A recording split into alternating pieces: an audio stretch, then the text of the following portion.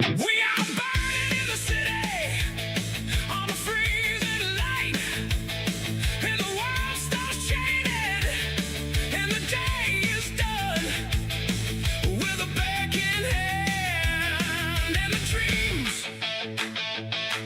The moments is laughing, nobody's around, but the bottle's always moving to pass the circle down. It's a fusing morning sun with a peace and broken light. No more waiting for this. Maybe this is our night. All the bad place burning like a summer on my skin. Where the world stops moving and there's something deeper within. And the street is quiet photos and the days just passing on. Every step is a breath, every face is in a dream. Every night, every path is a trial at the seam. It's a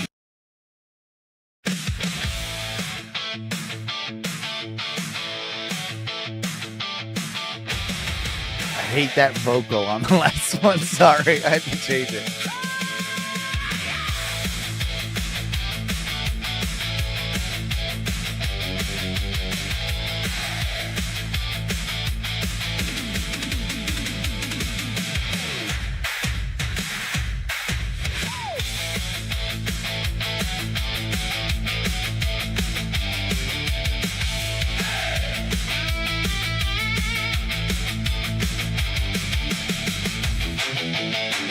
This is AI writing me a wrestling theme song.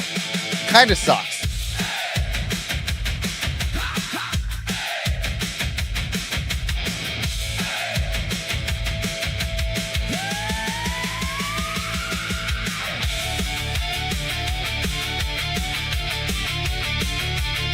This part fucks.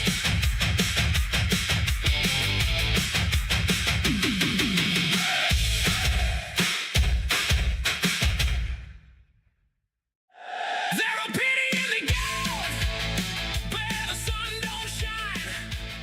Every promise on the fire. Every dream.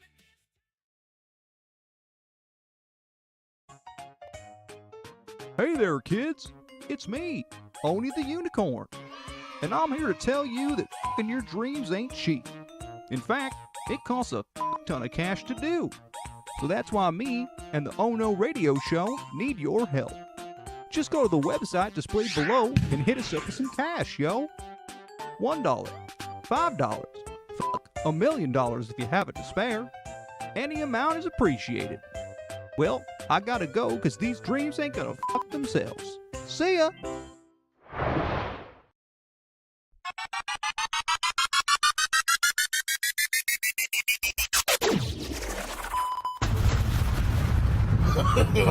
No. No! God, please, no! Oh no. Oh, no. Oh no. Oh, no. Oh no. Oh hell no. You are listening to the Ono Radio Show. Eat a bag of dicks. We're back, and I want to tell all you guys about trucker trading cards. You guys know about trucker trading cards? You're about to.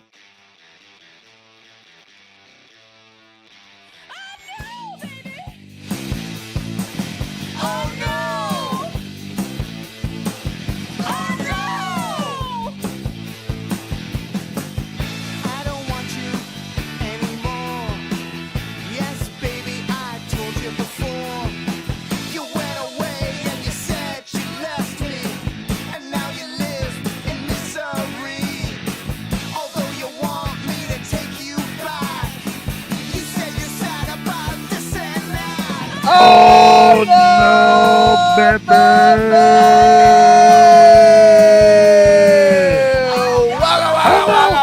Welcome to another edition of the Ono Radio Show.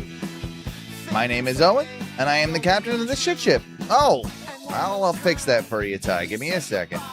Along with me tonight is my good friend Mikey B. Hey, I'm here. Mikey, fix the intro for me, or you finish the intro for me while I try and fix Ty's audio, okay? Yeah, welcome, folks. Welcome to the Ono Radio Show. It's me, Mike B. I'm back here. I'm here in the studio.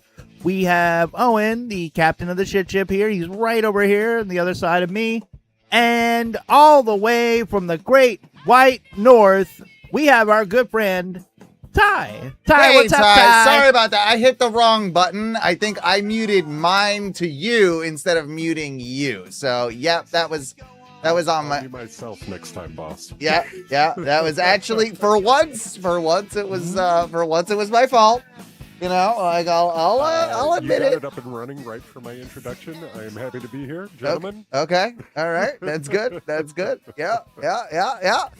Plenty to talk about this week. One thing that you didn't hear on the intro there was I'm gonna hop right to it because I've got a new fascination, and that is trucker trading cards. Trucker trading card? Yeah, you guys know about trucker trading cards? I no. Sounds like midlife crisis garbage pail kids. Okay. It's sort of, That it does. well, this is some blue collar shit, okay? Right now, I'm just going to go ahead and tell you, I stumbled upon something that I had no idea ever existed, and it's only because of my profession. Now, in my profession, we have to, of course, load trucks as part of the AV industry, and things have to go and get shipped. And sometimes, it's not all fancy pants sitting at a console, like, ooh, I'm mixing the band or whatever. You got to get out there. You got to load the truck. You got to lift the shit. You got to run. You got to get dirty. Do you actually have to do that, or do you have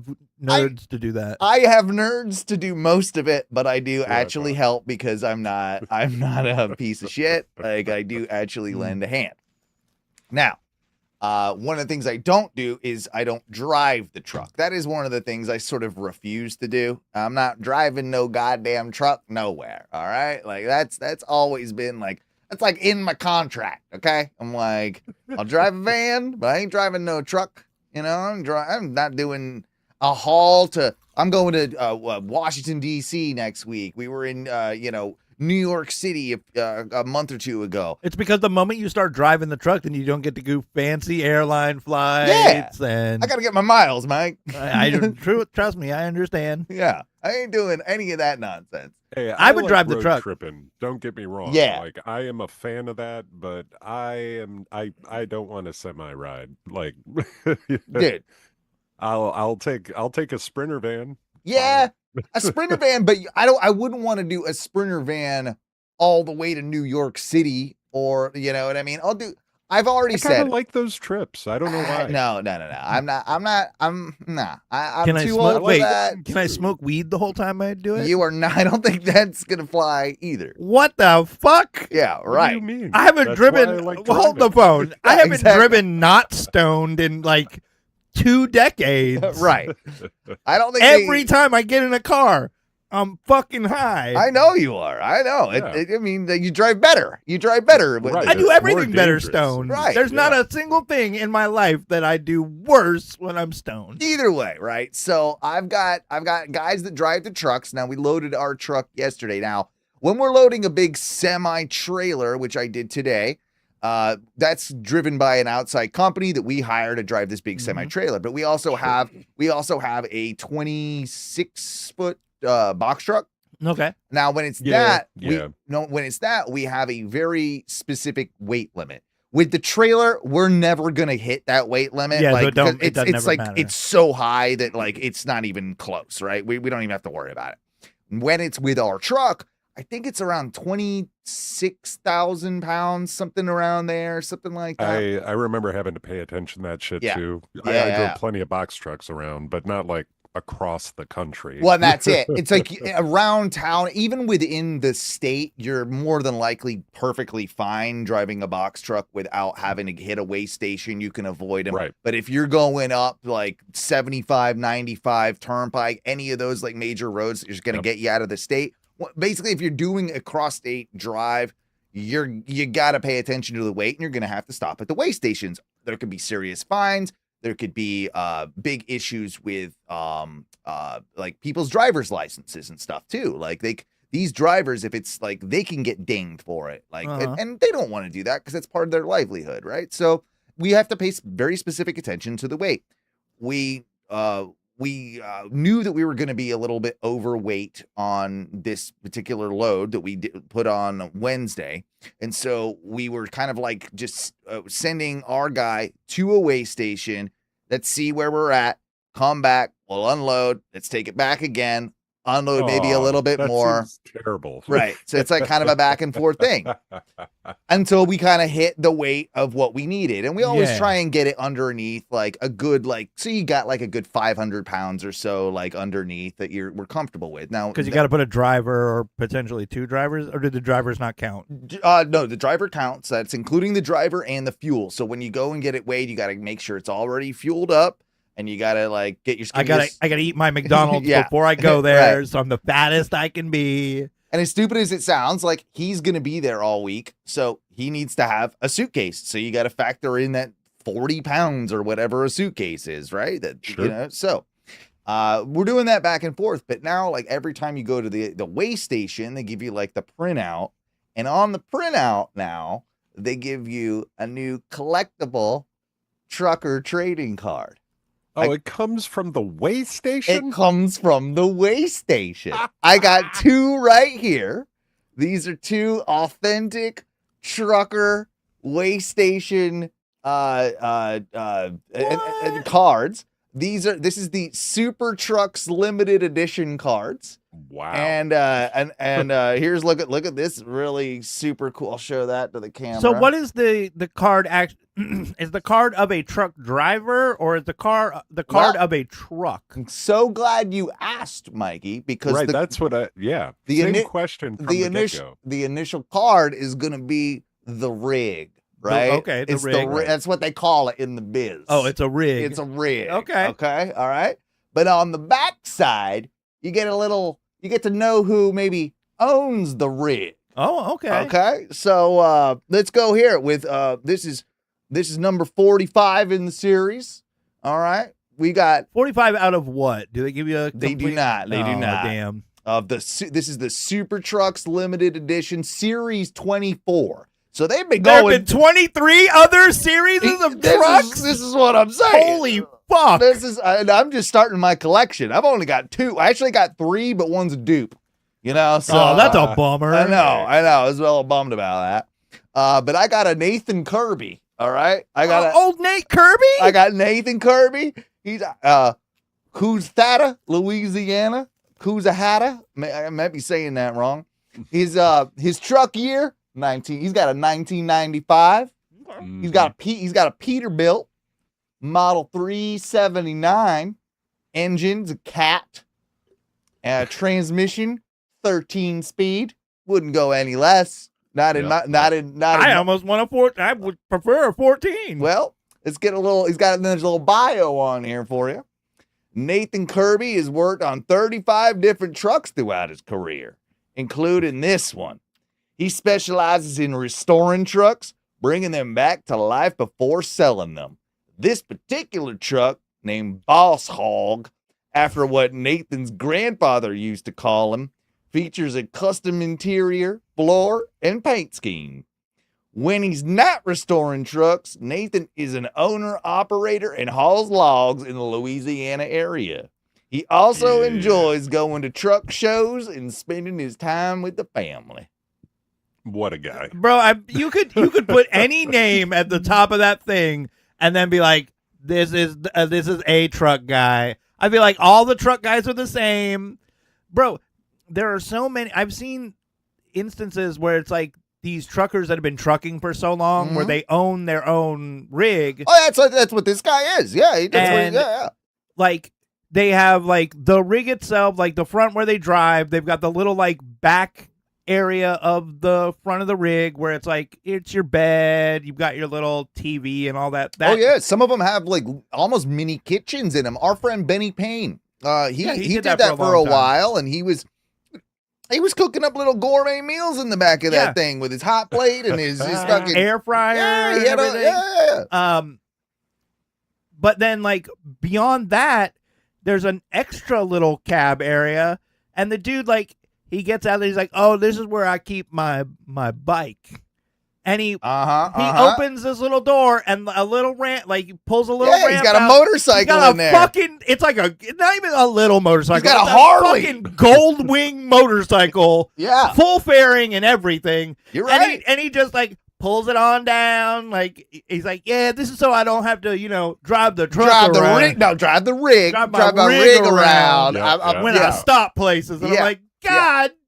And you know that this truck is probably worth every bit of like $500,000 because he shows you the inside, and the inside's all completely customed. They are nicer than some apartments they're probably bigger than some apartments in New York City. I Let's was be saying, real. my apartment's not all that large, so as long as you have a place to shit, Yours is actually quite nice and a lot bigger than that. Don't sell yourself short. But there are like places in the world where this would be bigger than be bigger than some apartments. It's not like a little closet, right? So I have one more here, and I do think that this is going to be a reoccurring segment every time I get a new one. I'm gonna give you the updates. I wonder if it's only Florida way stations that are No, doing this. man, This this is national. like I believe the way station we go to is owned by the company Cat. So it's probably a marketing thing by the Cat company. Now I think Cat, if I'm not mistaken, Caterpillar. Yeah, I believe that it's the same. I mean, take a look.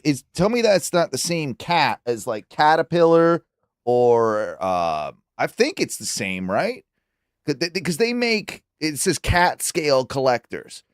Yeah, I've been looking it up while you're talking about it. There's a bunch of these. Yeah. Okay. They're pretty rad. They're That pretty is a cool, sick right? rig. That is a I sick don't want rig. to lie. I think I like this rig a little bit more. I like the purple one, man. Yeah. This is number 22. This is number 22. Again, of the Super Trucks Limited Edition does look like a Series sweet 24. rig, It's a dude. pretty sweet Pretty rig. sweet. This is Lawrence Schaefer and family from Stillwater. His whole family. From Stillwater, Oklahoma. I think that maybe just the picture is what they're referencing here. Oh, okay. I was like, he brings his whole family on the rig? Now this guy, he's driving a 2000, so not a 95 like the last guy. This guy's driving. Well, that goes to show you how long these things run too. Like this guy's driving a fucking 95. You know, Well, I'm pretty sure they probably have put like a brand new engine in it. Yeah, true. Plenty of maintenance. Yeah, and they're diesels, so they run a long ass time Yep, too. yeah. Right? So Yeah. truck year 2000. He's got a Kenworth. His model is a W900L. And his engine is a Detroit 12.7. Also driving a 13-speed transmission. I think a lot of them do. I think they do. Lawrence Schaefer officially got his start in the trucking industry on an oil field, but it was riding in his grandfather's logging truck as a kid that got him interested in trucking to begin with. Before his trucking career, he served in the U.S. Army, and today he is a proud owner-operator. His truck has been updated with custom paint, bigger injectors, a larger turbo, and plenty of shiny chrome.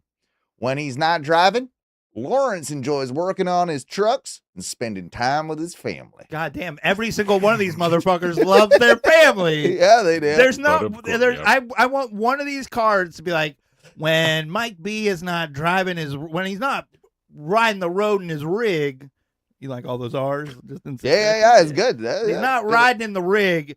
He's out there crushing puss. Yeah, He's fucking tipping them back. yeah. And he's got a left-handed cigarette in his ear, tucked in his ear for later. Yeah, that's right. That's and they're right. like, he's the mega trucker. Now, it's so funny you mentioned this because I told you I loaded an actual semi today, which would have been one of these guys, right? It's got a guy that he owns his own. Nate Kirby's going to show up He and could. drive that rig out of there. He could. Anyway, this dude shows up and we're sending this load, because that's what you call it. Load. We're sending a load. We're sending it Send the to load this just morning outside as of Chicago, up in your neck of the woods, somewhere in Illinois or something. I don't know, but it just Chirac. What you got? Where are you going? I could tell you. I'll probably tell you off air, but I can't Cool. remember it off the top of my head. Begins with a SCAS. Schuster. If it comes to me. Booster? No, I'm getting that wrong. It begins with those letters. Either way, this guy was picking our load up, and he was taking it up there, and he let us know that that's where he's from, and he lives about 15 minutes away from where Nice. this hotel is. Now you'd think that'd be great, right? Oh, I get to. He was literally like, "I'm not telling my wife and kids I'm doing that. I don't want to see him. I got no time for that. I got no time for that.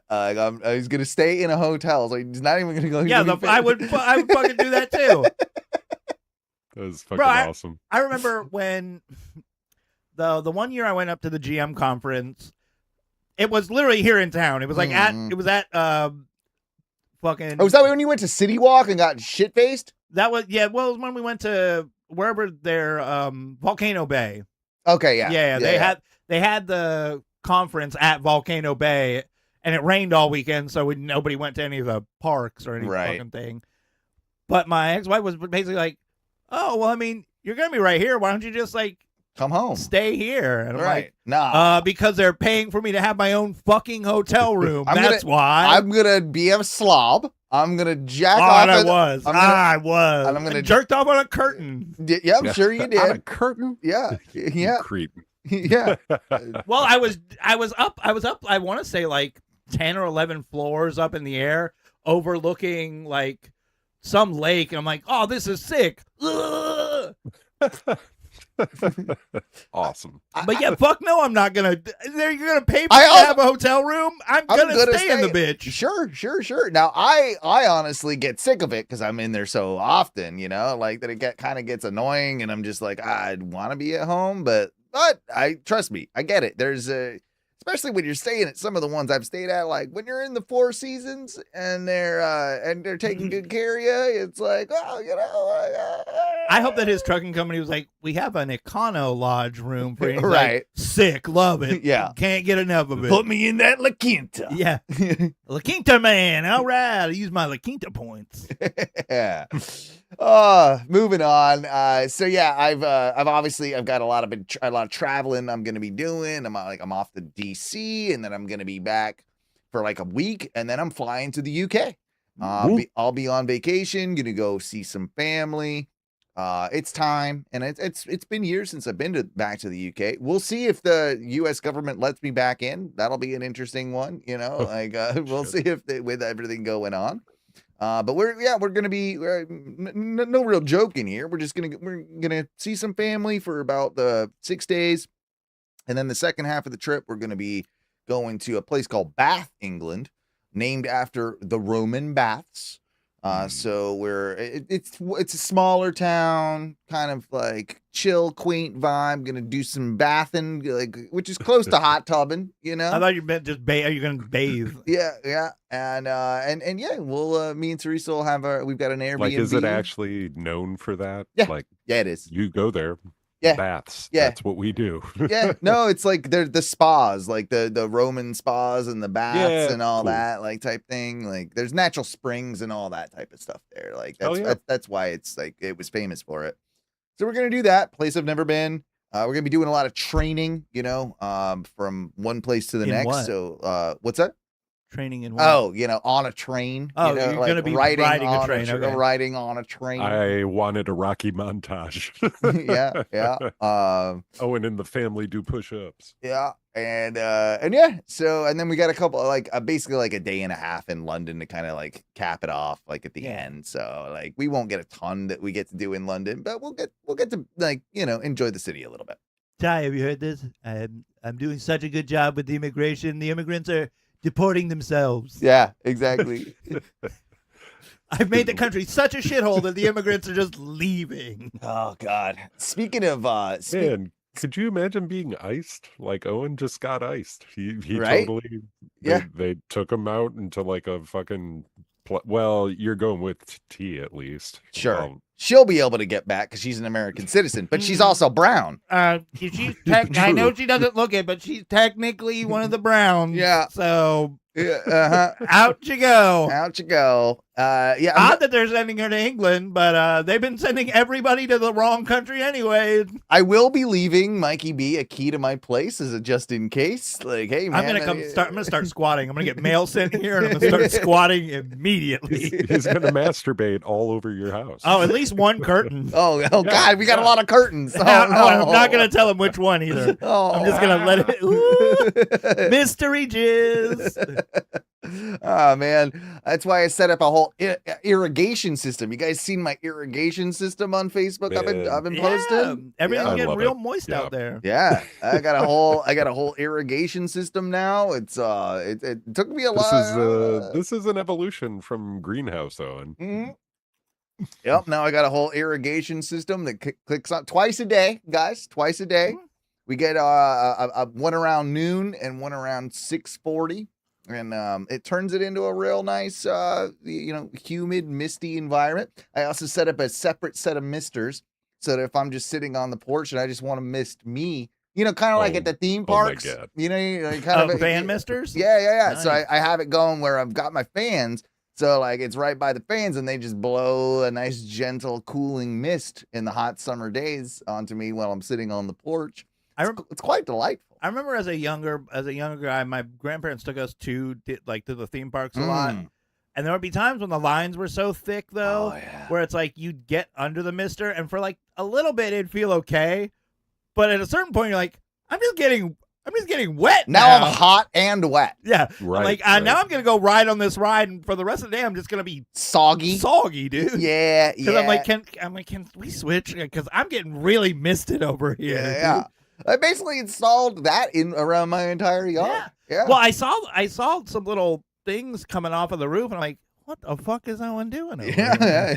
That's, Didn't know they were misters. those are my misters. Those are my mister nozzles. Yeah. Honestly, it's pretty cool because I can set it up. It's all Wi-Fi. So hey, man, like I can turn them on and off from anywhere. Like if I got burglars, I can just turn them on and mist them real good. That should deter. Is it deterrent? I don't know. I heard that burglars hate the mist. Well, the wet secondary bandits, mist right? system, it just pepper sprays them. Pepper spray. Okay, maybe I could theoretically hook the tubes up to anything. Like they don't have to be hooked up to, as long as it could be misted. Yeah, I could theoretically hook dude. that up to some pretty dangerous stuff. Well, I don't think you're allowed to. I think booby traps are still out. You have to be careful about war crimes. We're going to but talk to you can get close. Yeah, we're going to talk to DeSantis about this. About booby trapping? Yeah, well, because he's letting every fucking else thing happen. Right. Wait, so we can't keep education regulated or no more vaccines. No vaccines. Environmental protection agencies are out of the fucking window. Property tax gone. Well, we don't need that income. So, you know what? Let's just start booby traps. Booby traps are legal. Put them out there. Put landmines in your fucking front yard if you want. And for me, perhaps some mustard gas. Yeah, why not?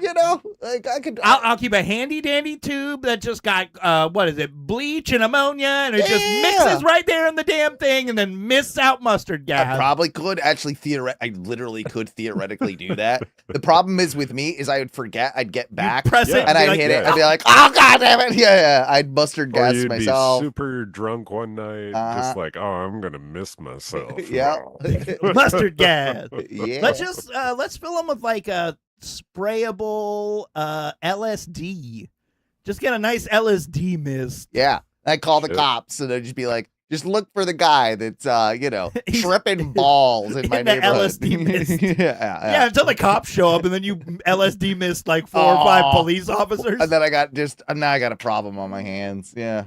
Best night ever. Yeah.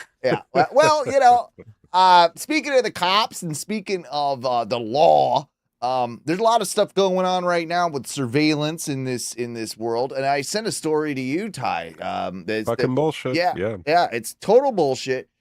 We've all heard of these. It was interesting because it was only like a couple weeks. I probably only learned about these plot cameras maybe 2 months ago, Oh man, this shit's been popping up for a minute. Yeah, You but haven't seen, the like full I'd heard the campaign of people? name, and I'd heard the name, and I never really never really and delved there into are it. cops and There's, like, cop a adjacent movement. people already misusing it and using it to stalk exes, Yeah. to fucking run surveillance on women that they find attractive. Yo, It's already, in the very short amount of time it's existed, been a fucking problem. yeah, And they're like, well, we have found like 1 or 2 criminals using the cameras. And I'm like, yeah, but you are inventing brand new criminals sure. using these cameras. No, that's it. I mean, like, how long has Flock? Like, when did they start putting up these cameras? Can someone look that up? Because it has can't not be been more than long. 2 years. Like, that would be Yeah. that No, would be that sounds about somewhere in there, right? And they started off slow and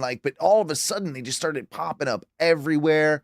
I did find, and I just want to throw it out there, deflock.org, deflock.org. Yeah, If you're just interested in finding cameras that are around you and where, and I've just been I've been spotting them. I'm like, oh, that's 'cause They're around. they're But around. There's like a serious shit, you movement. guys are gonna hate I it. follow a bunch of Instagrams and 2017. shit where people are 2017. Wow, 17 is when they Atlanta. started. Wow. Yeah. In Atlanta. And now, And it's just again, been they were- growing and growing. They were built, from what they say here, it was all just supposed to be like license plate reading. It was traffic stuff. Yeah, Yeah. license plate. Listen, I can understand like what the point is, because from what they've said about the stuff where it's been positive, it's like, Mhm. yeah, man, we used it to track this guy from the place he committed a crime Where he stole a car. Yeah. Or something like that, all right? the way down to where he, we followed, he just Yeah. kept appearing on cameras and kept appearing, and we found him. My issue is they've also now been like, oh, hey, there's a shooting range, like a public, for the regular public, a Mhm. shooting range out in this wooded area. They put 3 of the bastards Right. right around this area. So now it's like, well, now we're also recording everyone who's going to shoot a gun. And now and there's that, and then they're putting them up, they're popping up in places where there's no traffic whatsoever, except for walking traffic, pedestrian street paths, and yeah. and near little parks and things like Mhm. that. No, Yeah. this is just that's the start of a 1984 George Orwell state, and Yeah. and I hate the fact that it's it would be one thing if it was our state, county government, whatever doing it. It's the fact that it's this third party that who Right, knows what that's- sort of data they're collecting. That's 'Cause Who the they're real giving shit it of it. to. that's the real Right. shit of it. There's a huge problem. Even though it's already on its own starting to fuck us over, whoever has access to that Yeah. data, Jesus Well, Christ. And I mean, Exactly. once, and then you combine Flock with the other surveillance company, Palantir, Yep. who's probably even more and evil. they're doing because they're monitoring your internet usage. They can literally see anything and everything you do. It doesn't matter. From what I know, it doesn't matter if you're on a VPN. It doesn't matter Yeah. how you're Yeah. obscuring what you're doing. They can see through it, and they can still see that it's still Owen. He's Yeah. still going to these websites. Mhm.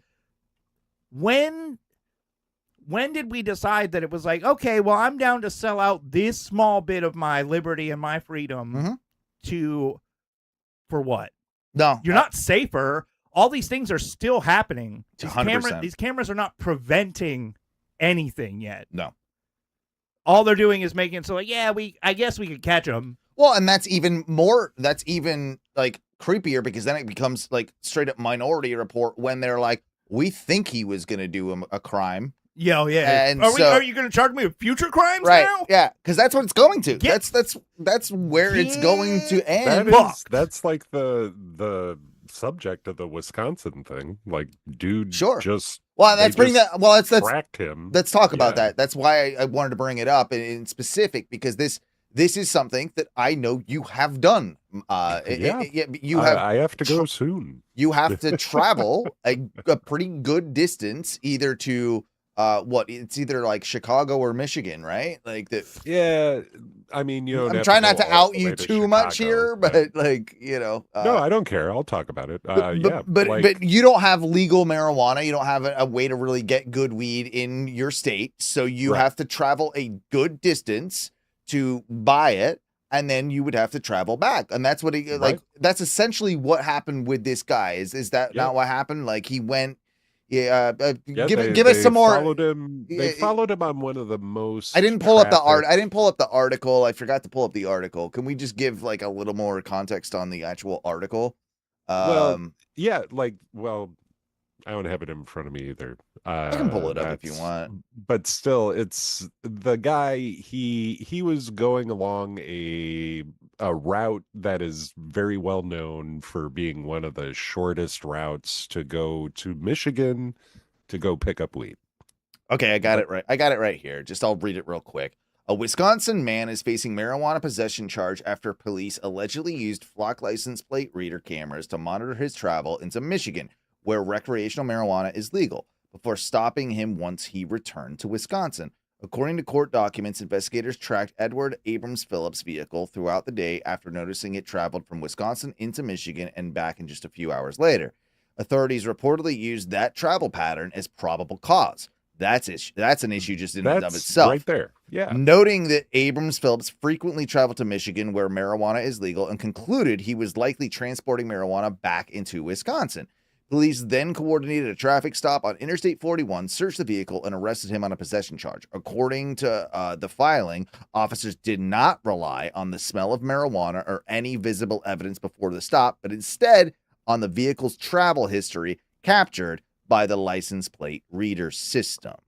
This is obviously, like, as you brought up, Ty, like this obviously could probably be fought in a federal court. It should be. Like, and it probably will I hope be. it does. Like, because this, like, there's nothing in that article that suggests that he's buying.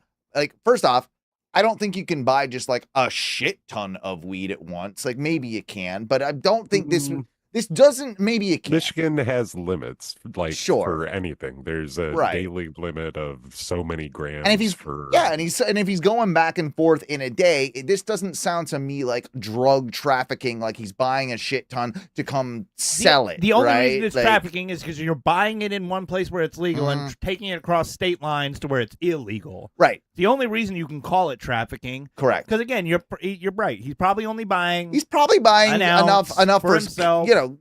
Enough for himself, like personal use type stuff. And all of a sudden, like Yeah. this dude is getting like the book thrown at him. And I very much so could be that exact. and again, the big issue: no actual probable cause except for flock cameras tracking him. That is a big problem to me. Giant. Like, It's a giant mega problem. It sounds unconstitutional. It sounds like Yeah. the whole thing with these things.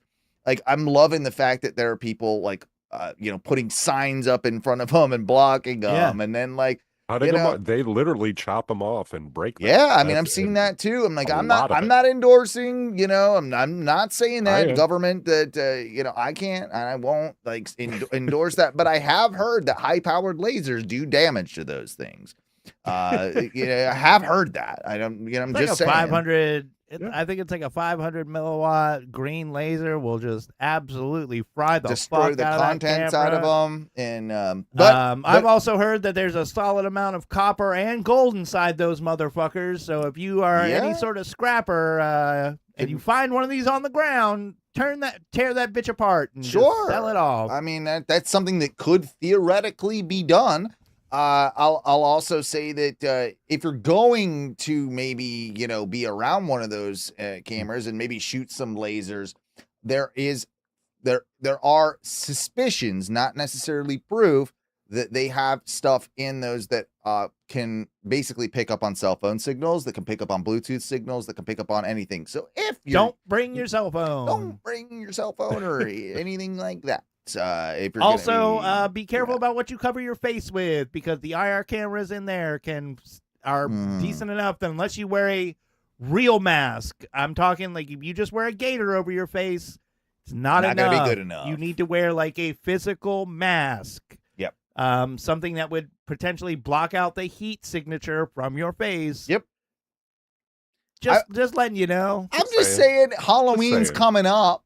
You know, it's not that Yeah, far bro. away. Pick up a few, go to Party City, you know. Get and, yourself a good couple movie quality latex masks. yeah. Maybe some thick, like a nice thick plastic Jason mask, a Mike Myers, Yeah. a full whiteout mask. One of those old man masks. that Yeah, they get use yourself on- bro. Go get yourself a Scream mask. The movie came out just this year, or the last year. Get yourself a Scream mask, dude. Totally off topic, but something hilarious. Did you see the guy that was? And this is like a problem too, because I don't think there's an actual crime. Like, and the UK has been doing this, by the way, with the flock, like not flock, but like CCTV for years and years. Like Orwell's thing has come true in the UK. But there was the guy got arrested for dressing as the Grim Reaper. And he was Standing on top of a hospital? he was standing on top of like a parking garage that overlooked like the windows of all the hospital, and he was basically just standing like the Grim Reaper, like looking at That. How is that like? I know it's like insensitive, but is that a crime? I don't think Come it's a crime. on, So, like, I don't think so. I mean, I died laughing with that one. Yeah, I would say that shouldn't be a crime. That guy should get an award for original Yeah. trolling. That's art. That's some art. good. Have you guys speaking of like we were just on the THC conversation, but you seen what Texas is doing with this? Full ban. Okay, so let's look up. I wanted to bring up the actual law on this because Oh wait, is it like a wonky like? ooh, well, it's just so harsh. Oh, like the punishment. The punishment. Yeah. Are we going back to hanging or firing squads for this shit? All right, let's see here. Because if you tell me that you're gonna throw me against a wall and shoot me, I think I'm still gonna smoke weed, dude. just No offense. hang on, I'm trying to find the actual what they're the new laws. So while you look that up, there's a lot of people that are saying right now that this is happening in Texas because a lot of the Texas legislature and like the people that are making the rules for Texas are in bed with big tobacco and big alcohol. would make a ton of sense with those guys, which yeah. are both experiencing like one of the largest drops in usage that they've ever seen. I found it by the way. So they're all weight-based penalties, right? Oh, sick. No fatties. If you're caught with under 1 gram in Texas, a state jail felony carrying what? under 1 gram. State jail felony carrying 180 days to 2 years in state jail and up to a $10,000 fine. That's basically if you're caught with a joint. And that's a little joint. That's a weed joint. You both have, I mean, I'm a lightweight, but you both have rolled over a gram joints. Hold on. Move on down to the next category so I can see if I've also rolled a joint large enough to get me through the next category. 1 to 4 grams. Yes, I definitely have smoked a blunt that Would have been about there. that would have been higher than Wow. larger than this. Okay, that's a 3rd-degree felony. Holy fuck. Carrying 2 to 10 years in prison Oh and my up God. to, again, a $10,000 fine. So wait, I could roll a birthday fatty and then end up in jail For for 10 years? Yeah. Good Lord. And a $10,000 fine. God damn. 4 to 400 grams. That is a Right. What? Christ. Okay. 400 grams is what? Like, that's how many? Is that a pound? What is that? 28 no, grams. Do math on me. Do God weed damn math. it. Come on. You're the weed. Come on. It's- You're yeah, the it's- world's worst drug dealer. Gonna try and do it here. 400 grams all is how many? So 28 grams in an ounce, 16 there- ounces right. in a pound. Shit. Yeah. You're probably looking at close to a pound or over. 400 grams. How many is that in pounds? Someone look that up. 400 grams in pounds. Just do that for So- me. Wait, yeah, it's 28 grams in an ounce, like you said. So there's fucking, for fuck's sake. So That's a pound. It'd be 0.88 of a pound. So it's not even a full pound. Almost a pound. So it's not even a full pound. It's Okay. 0.88 of a pound.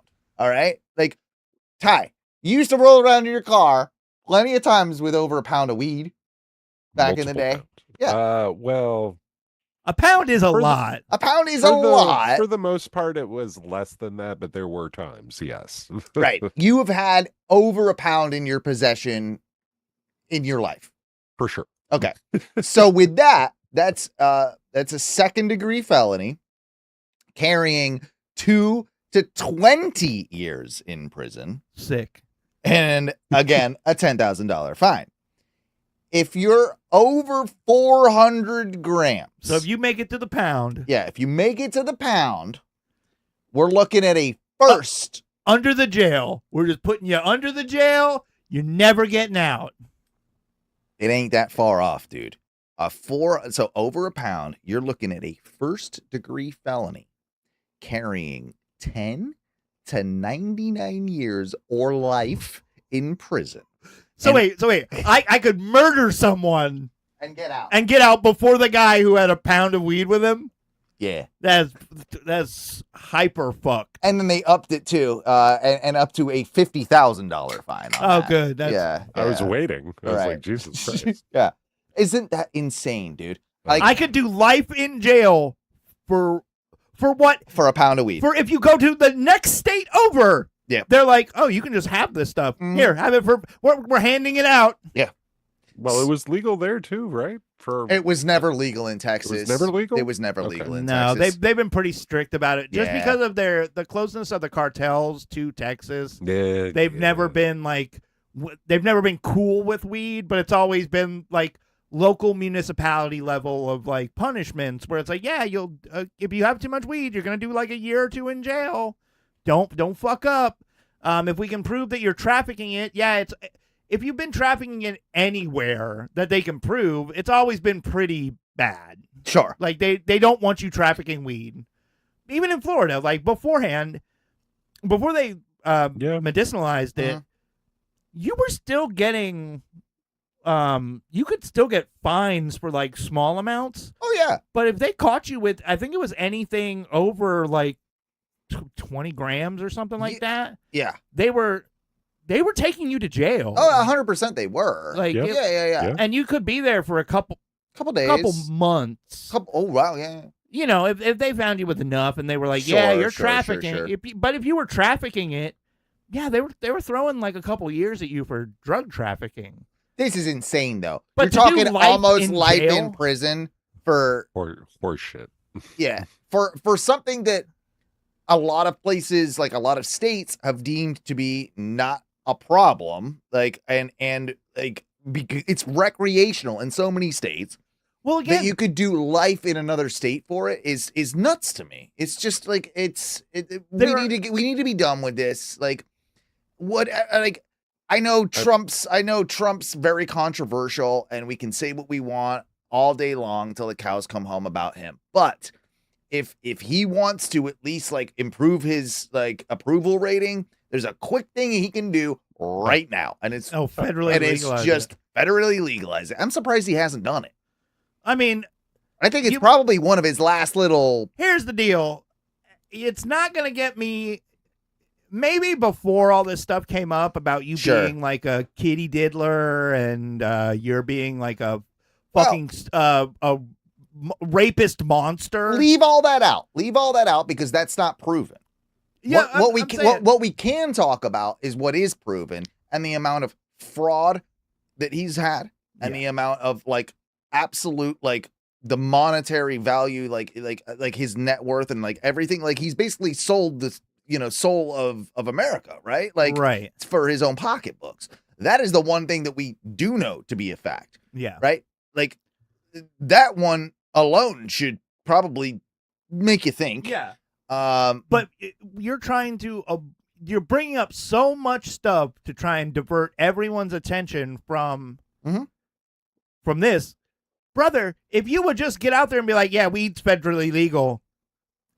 Maybe not me, but a lot of people would. There's a fuckload of people who would be like, sick. This is great.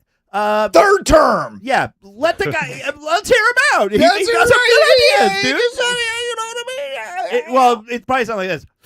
Let's hear him out. Yeah. I mean, what more can he do? Right, exactly. There is some of that, but yeah, I just thought that was worth bringing up. Because I just when I read all those things, I just found it That's so fucking absurd. insane. I thought it was absurd. Before we move on, I did buy Mikey a small gift, Oh, wow. and I think that it would be appropriate for Mikey to have this gift now before we move on with the show. Okay, if you Okay. look to your left, there's a small bag. Yeah, it's on the floor there. Can you reach it? Just in front of you there? Yeah.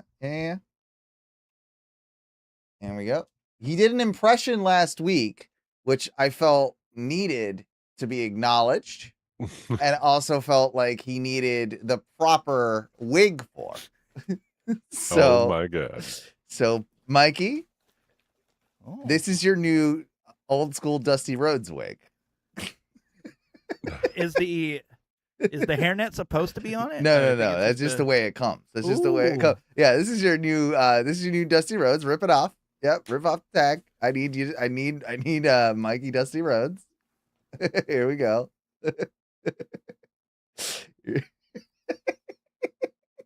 Yep. That is old school Dusty Rhodes.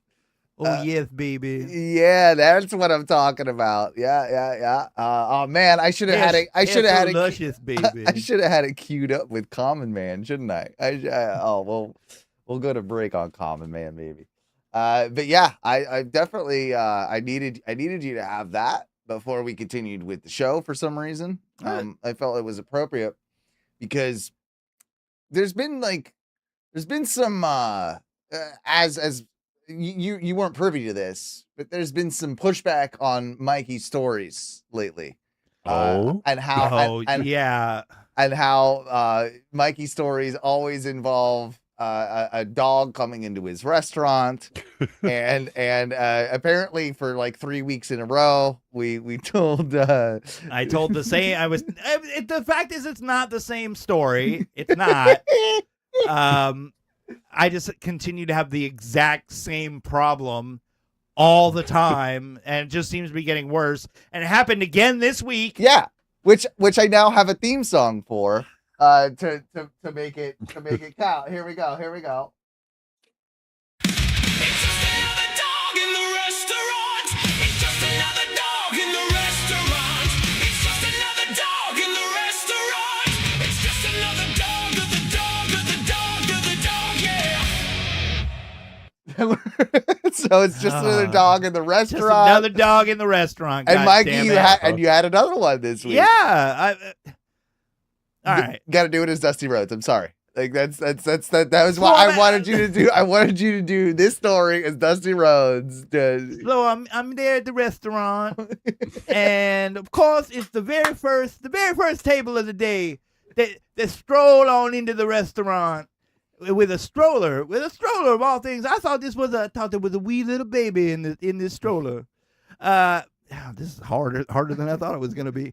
And so, I think initially that there's like a literal doll, like a baby they're bringing in a baby in a stroller. And nope, the moment they turn that bitch, it's a fucking little old dog. Pomeranian? No, it's some little frumpy, smush-faced dog. And the server greets them, takes them to their table, and I'm like, what type of stroller are we talking here, too? like a regular old pram. Has it got like the cover over top of it? It's got the half cover so that if you take this bitch out, so that like if you're walking it in towards the sun is completely blocked. Like a pram. Yeah, and the server. Can I ask? All right. What type of individual are we looking at here? Is this a MILF, rich, late 40s, fairly affluent? The husband is in like slacks and a business shirt, and the woman is wearing some like middle of the day rich lady attire. Okay. Um, Witch lady. What do you mean by that? Rich. Oh, I thought you said witch lady. yeah, she's got like a big green nose and a wart, Yeah. the big black hat. wearing a cape. Yeah, I'm like, this fucking witch came into my building with her dog. No. Well, that kind of gets into why I brought it up. I'll get into that in just a couple minutes. And you know, of course, like the server then comes to me and goes, "Hey, they said that they can't." I'm like, well, "Did you?" I'm like, I stop her. I'm like, "Why are you taking them to go sit down?" And she's like, "Well, you know, anytime that I stand up against these people who bring their dogs in, they treat me like I'm an asshole." I'm like, "You're not. You're just doing your job." Mm-hmm. She's like, "Well, but I don't want to tell them." I'm like, Tell him. I'm like, "Well, it's your job, not mine." Right. And she's like, "Well, but you are kind of like the person in charge right now." And I'm like, "Fine, that's fine. I understand that. I know you don't want to do it." Okay. Well, what she should have done is said, "Oh, I see you have a dog there. I'm gonna go talk to my manager to see if that's okay." That's what No, you should have done. she should have said. What you "Hey, should If you what don't you want should it- have done is said, "Oh, hey, lady, stop, No don't more come to the dogs. fucking restaurant." Yeah, no dogs. But if she's uncomfortable doing that, she shouldn't have seated them Yeah. to then have that conversation after the fact. She should have stopped them and said, "I don't know if we can seat you. You've got a dog in a fucking baby stroller.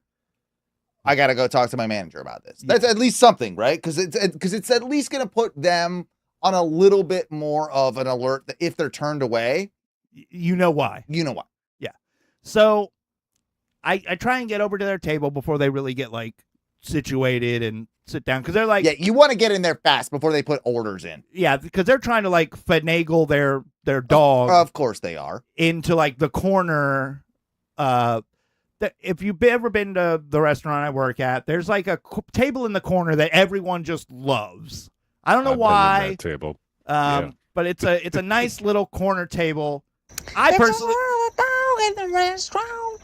It's just another dog in the restaurant. is that you? Yeah. Nice. And I have to take my apron off, and I dust myself off from like the flour that I'm covered in. 'Cause Yeah. I'm making pizza. You're making pizzas. Now luckily there are no other guests in the restaurant. Is this the one at Curry Ford? Yeah. Yeah. There are no other guests in the restaurant. These are literally the first people that showed up for the day. Mm. So like I haven't been like beaten down by the day already. So I'm still pretty fresh, and like I'm still able to go out there and like put a big smile on. And I get over there, I'm like, "Hi folks." So unfortunately I hate to like let you guys know, but I can't let you dine in with us with the dog. Mm-hmm. We have a patio outside. I was gonna say you have a Yeah. patio. It's Great little patio. completely fine out there. Yeah. I can't let you eat inside, but we got a great patio out there. We'll get you all set up. But it's against health code to let you have the dog in the I restaurant. was gonna say food safety standards. Don't let me have. Yeah. Immediately. Mhm. Oh, well, he's an elderly dog and he can't be outside in the heat. Well, Guess you this should have is left him one at other home. option. In my head, I'm going, well, why'd you have to bring the dog to the fucking restaurant? He can't eat here. Right. We don't serve dog food. Yeah. Because I have worked at places that have like the full regular menu, and then they have a little tiny menu for dogs. What if I have an elderly grandpa and I'm taking him, I take him everywhere, but Sir, but we don't he's- allow grandpas in the building. No. We're going to have you eat with your grandpa out on the patio. what if he is like shit? Like he has got like and he's full of shit. A right? shit diaper? Yeah. Is he? Hold on. Can I sense? Yeah. You can smell it, right? And so wait, the whole rest of his family is anosmic then, because they can't smell shit. Or they just pretend, that that they don't smell it for grandpa. Could you kick a shitty grandpa? Yeah, like, dude, of course, absolutely. 1000%. So that's against health code, right? There's feces in the. I've taken a lot of health code tests, and I don't think they've ever specifically said, like, hey, you can't let people with shitty fucking diaper pants into the rest. But I would. If I could smell that motherfucker when he walked in, I'd be like, hey, folks. What if it was a homeless person covered in shit, and he went to go sit down in stop a him seat? at the door. Right. No. He wouldn't be allowed. Right. This is. I'm trying to justify the argument here. He wouldn't be allowed. Right. So why is your dog allowed? Because these people think dogs are fucking people. Yeah. So immediately she's like, oh, well, he's a senior dog and he can't be out in the heat that long. I'm like, ma'am, I understand that the dog's age is advanced and he doesn't handle the heat well, but it's literally against health code. Yeah, I can get shut down right now. It'd have to be like, I know you're taking it a little 80 dogs. Sure, but she doesn't know that. Yeah. And I just can't, it's against the health code, and I'm not, it's literally, I can't do this. Also, you let one dog in, then you got to let all the dogs. 100%, because that's happened too. Mm-hmm.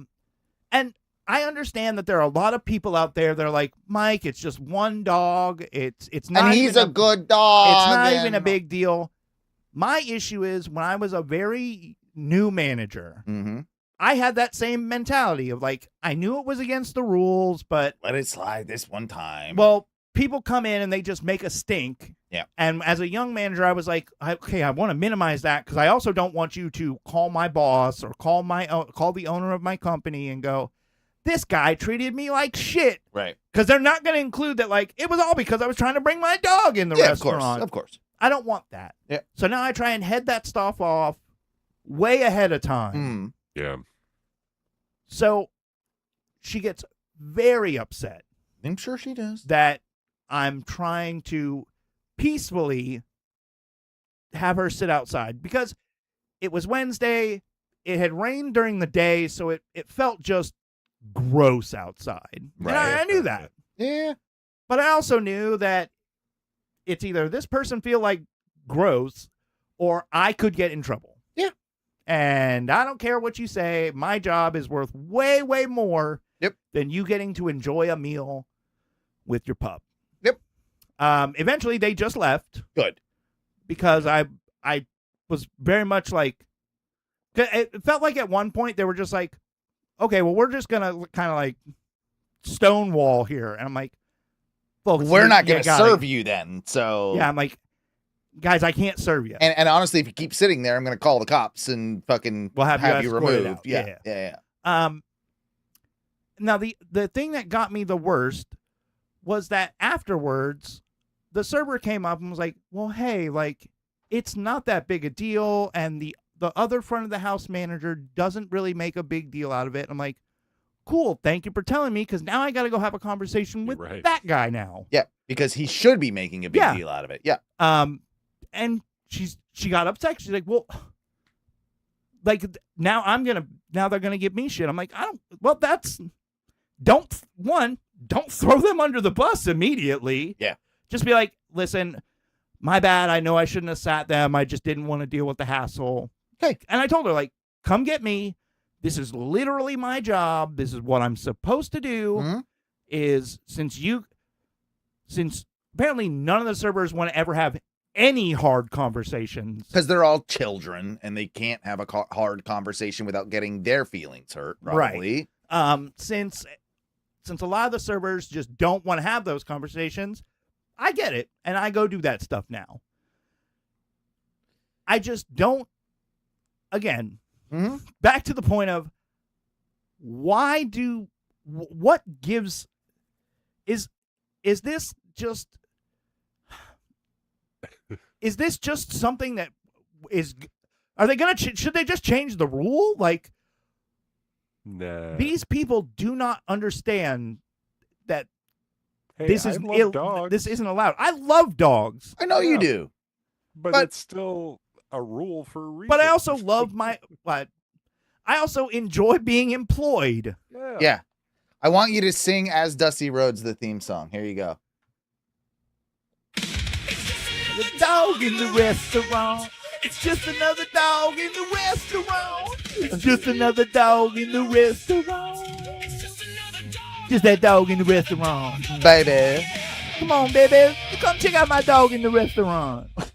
So that's just for our friend Matthew, who loves it. Just loves it when you talk about It's dogs me, in the Justy restaurant. Rhodes, with another Just a Dog in the restaurant.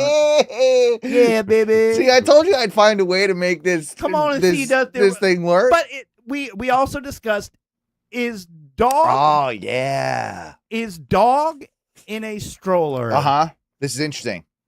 Is this another example of ultimate rich, ultimate poor? Which our good friends over at Tom and Dan have been discussing ultimate rich, ultimate poor for years. Things that are the only ultimate rich people do and only ultimate poor people do. Now, that are usually on different sides of the fence. Yeah. And give me an example. I can't think of one off the top of my head. I mean, Dogs in a stroller. cocaine. Right. Cocaine is kind of one of those. Yeah, absolutely. Yeah. It's kind of ultimate rich, ultimate poor. I'm sure there's a million more, right? Drinking wine during the day might actually be a good one, right? Ultimate rich, ultimate poor. Now, I think dogs, as you were telling me, like, over text this story, I kind of said to you, I'm like, oh, I think we stumbled upon an ultimate rich, ultimate poor. Dogs in a stroller. Ultimate rich people do it, like very, like hyper affluent people have Yep. the smallest, littlest, tiny dogs that they need to have with them everywhere. They don't Dog call has them papers, support too. animals, but they might as well be like. Well, to they them, want to. Yeah, but They want to call them ESAs, Yeah. which is again, bullshit. um, I'll say it. It's I don't bullshit. care. I don't care. You don't get to remember way back in the day there was an emotional support peacock on a plane. Someone tried to bring Yeah, it like it's it was when like that shit. Like, get the fuck out of here. Come on. Like, Yeah. get out. Which I actually I was discussing this with one of my employees Mhm. at work today, and they're like, "Oh well, like I'm allowed to bring my cat wherever I want because I got it registered as an emotional support animal." I'm like, one, You're the problem. no, you're not. She's like, well, you can't stop. Yes, service. you can. You can't stop service animals. I'm like, well, your emotional support, whatever, isn't a service animal. Nope. You don't get to bring that into a restaurant. No, you don't get to bring that anywhere. Nope. And I don't. If you tell me it's an emotional support animal, I will gladly turn you away at the door. Yep. Get the fuck See you out. later. Yep. They're not trained. No. They're not real. It's service not a animals. fucking like blind guide dog. And like we as a society have been cool enough to where like blind dude wants to go get a couple tacos. We're gonna be okay with the blind dude with his fucking seeing eye dog. And Even that though, like you couldn't like I don't know how that works in the restaurant industry, but like one seeing eye dog's probably okay. But if you had like a restaurant for the blind and it was all seeing eye dogs in a restaurant, it like would, you know what I mean? Like if you had we would have to have like really specific, very tight like, guidelines on it. Yeah. I think at some point I'd be like, hey, bro, I already got 5 blind guys here with their dogs. I can't let any more blind dudes in the restaurant now. And the reason, like, even though it is slightly unsanitary, let's be real, that we kind of turn a blind eye to it because we know to be registered as a seeing eye dog, they go through a shit ton of training. So much like, training. They're smarter than a lot of the humans I meet. You know what I mean? Like, and they're not gonna shit on the force. So that's how we verify that is an okay dog to have in a restaurant because we know it's not going to poop on the floor because it is so well trained. And the rules state we don't know that about your little shit pup that you just brought in off the street. Well, and to further the point, if your service animal, even if it's trained and everything, starts acting out or starts to become a problem, you can leave now too. Absolutely. I'm totally, it is completely within my right Yep. to say like, hey, dude, your dog is causing a problem or it's causing a disturbance. It keeps barking, or it nipped at a kid, or it any of those things. or hopped on a table, is trying to eat food or something like that. Like, yeah, no, you're out of here. It's very rarely happened, but I've had to let Really? people know, like, listen, your dog, even though it's got the vest and everything, if your dog continues to act the way it does, I'm going to have to ask you to leave. Or sit on the patio. Or take it outside to the patio. And most people in that situation would be cool. Yeah. The guy apologized profusely for his dog acting up and was just like... Probably embarrassed by it. Yeah. Yeah. I treat it the same way. I think it's the same way as the kids should be treated. If your kid is screaming and acting a fool, running around tables, like get the fuck out. Like get the fuck out. You should be able. You should be allowed to say that because it's disrupting. You can. You absolutely can. Or like, because what I just remember when I was raised to like never fucking do that. Like that was like a cardinal sin. I knew I was gonna get beat up if I was gonna act out in public. Like, let alone act out at home, but like act out in public. And if you've got a baby crying, I respect the mom, like, who just like, oh, baby, like, we're out to dinner and we're trying to have a nice meal. And then baby starts like getting fussy or whatever. And you take your baby and you go outside for a little bit and you calm it down. Like, I respect, I'm fine with that. It's the ones that just let them sit there and, the whole time. Or they're like, doing things that are enticing because they're like, oh, look, he's acting so cute. I'm like, he's acting like he's just screaming. What I'm saying is babies, same as dogs. Hottest take. Not that far off. I don't think you should let your kids go to restaurants until they're 5-6 years old. 100%. 100%. I don't think you should really be taking them out.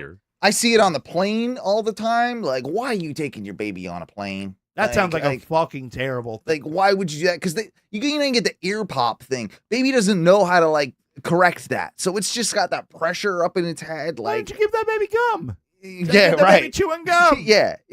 Like that. And then, like, man, just like, babies in movie theaters and shit. Definitely experience that. I live with this all day because the kitchen I currently work in is completely open. Like, I'm 10 feet away from tables where people just bring their kids. And what irritates me the hardest is you bring your kids in and then you have just checked out.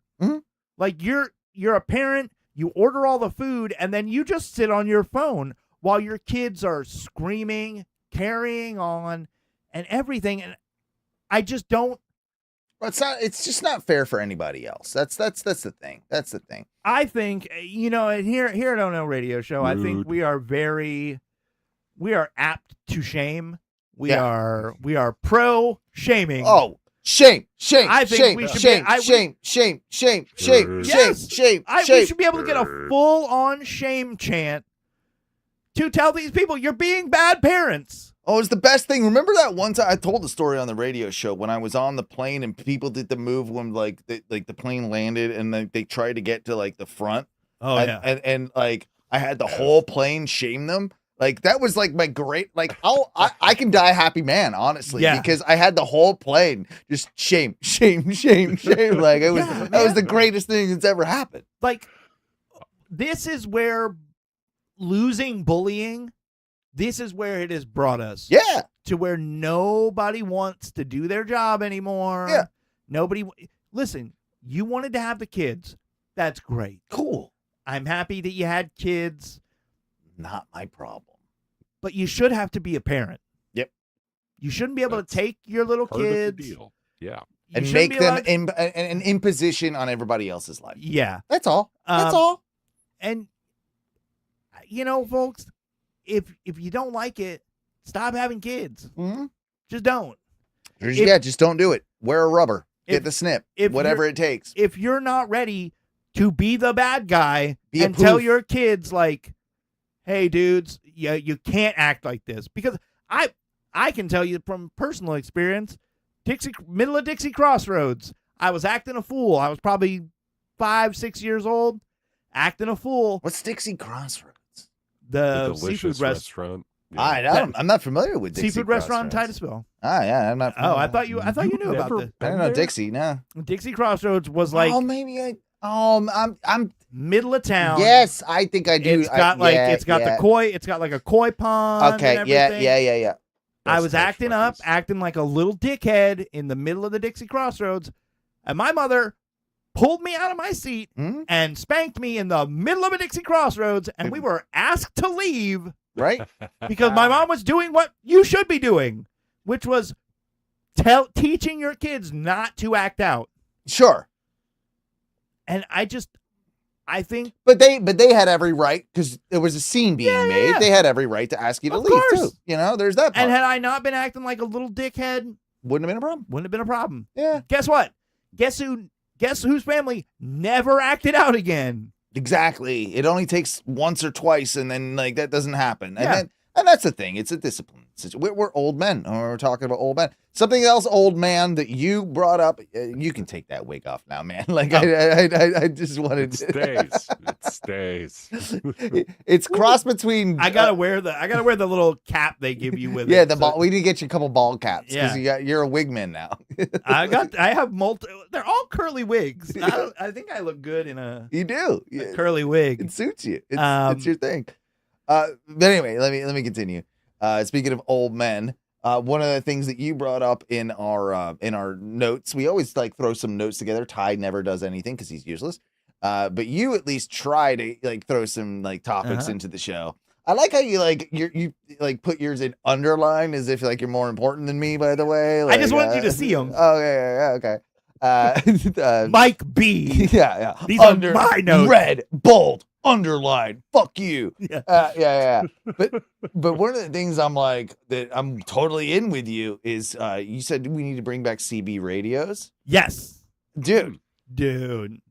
We need to get CB radios because we don't live far apart now. Yeah. Do we get radios that we can just radio each other from the house? Yeah. Breaker Even 19. if it's not CB radios, like we get some Stranger Things fucking like goddamn walkie-talkies High-power and stuff. walkie-talkies. High-power walkie-talkies. So we do that? We still can. Yeah. That'd be pretty fucking dope if we did. Well, can we get one can and a long Long string. Yeah, like the Jews did it in New York, right? That's for religious protection, I think. It's not that, well, this is our religion. My religion is talking, and I'm gonna do I'm it. gonna do it. But no, like, what made you type that? Like, or what made you think of the CB radio thing? I was. What was I watching? I was watching something, and it was like in the 80s, and they had a seat. They were like, it was. I think it was a kid messing with a CB radio, just goofing off, and I'm like, man, I do remember my dad in his old green F100 Ford pickup truck. Yeah. Right there under the center console, under the pull-out ashtray, Had a CB. had a CB radio. See, I never had a dad that was cool enough. Like my dad wanted to be big businessman. I think that would have been like a little too blue collar for his taste. Yeah, you can't be. He was more of a car phone guy. Oh, he Like, wanted a learned car it- cell phone. Yeah. He was an early adopter of the like original cell phone, like the Zach Morris. Like Yeah, the brick. They cost like $10 a call, like for 2 minutes. Like he had one of those type things, but he was never CB radio. But I was transplanted into Polk County, so I got a lot. Yeah, I'm a swamp boy. Yeah. So I kind of like even though I didn't have parents that were swamp people, I became a swamp person. Yeah. And now I'm like, You're first gen swamp. I kind of am first gen swamp. Yeah, you're right. I kind of want a CB radio now. Like I think that'd be cool in my Lexus if I set up a CB radio in my Lexus. you gotta get a big old whip antenna. Yeah. Do it. I just think it would be nifty if we brought back civilian broadcast radio. Dude. You hear all these preppers talk about it all the time, and with the world going kind of crazy, like the one thing, like one of those things, it's like when like shit goes down, it's those like weird CB radio dudes that like have like we know one in the UK. Our friend Mark Hales. He's got like a whole. He's gonna love this. Yeah, he has a whole station in his garage Yeah. with like the shortwave. Like I don't know all the technology. He's with like it, doing but ham radio. yeah, it's like operations, ham right? radios. But those are the guys that actually, when like if the grid were to go down, like the internet collapses, all that type of stuff. That's actually how like communication would work. Like that's like the first stuff that you could get probably back online and be able to like have some form of communication. Like, Well, that would there's almost like newer technology now. My brother got into it and has explained a little bit of it to is me. it like that mesh thing Yep. that like it's like independent mesh technology? It's I know a little bit it's- about it too. I don't know how it necessarily works, but it's almost like they have nodes. Yeah. And everybody who like works into the network. It's almost like a open Tech. source tech thing that if like you opt into it, then like you're helping out like bounce the signal to another thing, and it's like I think you can text through I think that's it. most of what it is. It's like a text-based Yeah. like independent system where only the people who are in the system can like receive and send. And I'm not a prepper. I don't think the world's gonna end like that, but I just find that stuff like interesting. Yeah, Like I find like it's more about that than anything. Like, oh, wouldn't it be cool to like without a cell phone, I can text you or like Ty or Mikey, or like we could have like a radio show thing like that kind of like operates like outside of any AT&T or you know, any sort of system. It is weird because it does seem like it'd be super easy to use nefariously, like as a yeah, you're right. You're right. I think a lot of it's just like, hey, I just don't want the government reading my stuff, but I think most of it is for the people who are like, hey, the world's getting a little sketchy, and this way my family could all stay like in contact and in tune with each other, and not have to rely. But if you could also use that same power for evil if you were a terrorist organization and or if wanted, I was just selling drugs, right? or... Yeah. One thing that always like I just brought up the terrorist thing for some reason, but it reminded me of this. The one thing that always like was crazy to me, you know how like how they didn't get caught, like a lot of these like terrorist things. One of the things they found is that they would like have essentially like a Google account that they could all log into, and then they would never hit send. They would basically just do it as a draft. So it never went through the system, but they could all read the draft of the everything. thing. Like, and that's how they got away with a lot of stuff. Like, and like stayed underneath the surveillance for so long. Like, hold on, Google, are you not monitoring my drafts? yeah, you would think, right? Like that was It's saved in the goddamn system. You're just not looking. You're just not looking at that. Like, yeah, Like, I don't know, man. They didn't send it. We're not allowed to look at it. right? Yeah, I guess that's like, oh yeah. They beat us. Oops, got the loophole. Now, when I think they obviously probably fixed that loophole, but Now they're like, we read everything. Yeah. But We know what you're about to type there, brother. oh God, you're right. You're right. Something else that we need to talk about that I found, for me, like I'm super happy about, and Ty, you'll probably know a little bit about this. I decided to upgrade my outdoor music system. Oh, Yeah, I think you'll be excited for me for this, and you know my Mexican who's not Mexican, that Freddie, who comes around and does all this stuff. All the time he's busting my balls about like audio guy, like your shit sucks, like your audio shit sucks. He's always telling me like, and he always because he's on the construction site, he's always got like the best speakers, and like those like Mexicans, how they like to blast their musics on the construction. You know what I mean? I went to the Soto Target, and they're building some sort of medical center nearby. Yeah, and all you can hear is just Latin music. Oh yeah, for sure.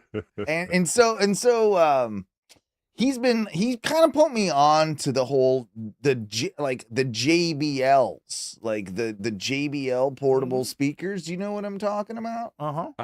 yeah. Well, there's a ton of those, but yeah. So I didn't go for like the newest top of the line ones. I did kind of like. Did you just get a little one, or are you getting multiple? So I got two of the big boys. They're like $200 a piece. Yeah. Like, see those boxes right there, Mike? Oh yeah. Those, it's that guy right there. Oh, those are like the you can like wear them. Yeah. Like they're like this big. I'll show you. I'll grab Are you it. gonna hang them up, or are you gonna just put them out there? Well, no, like the idea for me. So I wanted to be able to have something. This guy right here. Yeah, I know what you're talking about. The Extreme 2. Yeah, it's the Extreme 2, which I guess is like it. These are like 5, 6, 7 years old at this point, but they've come down a little bit in price because of that, and they have their like new line or whatever. And I ended up getting 2 of them so I could have. They've got this what they call like party mode.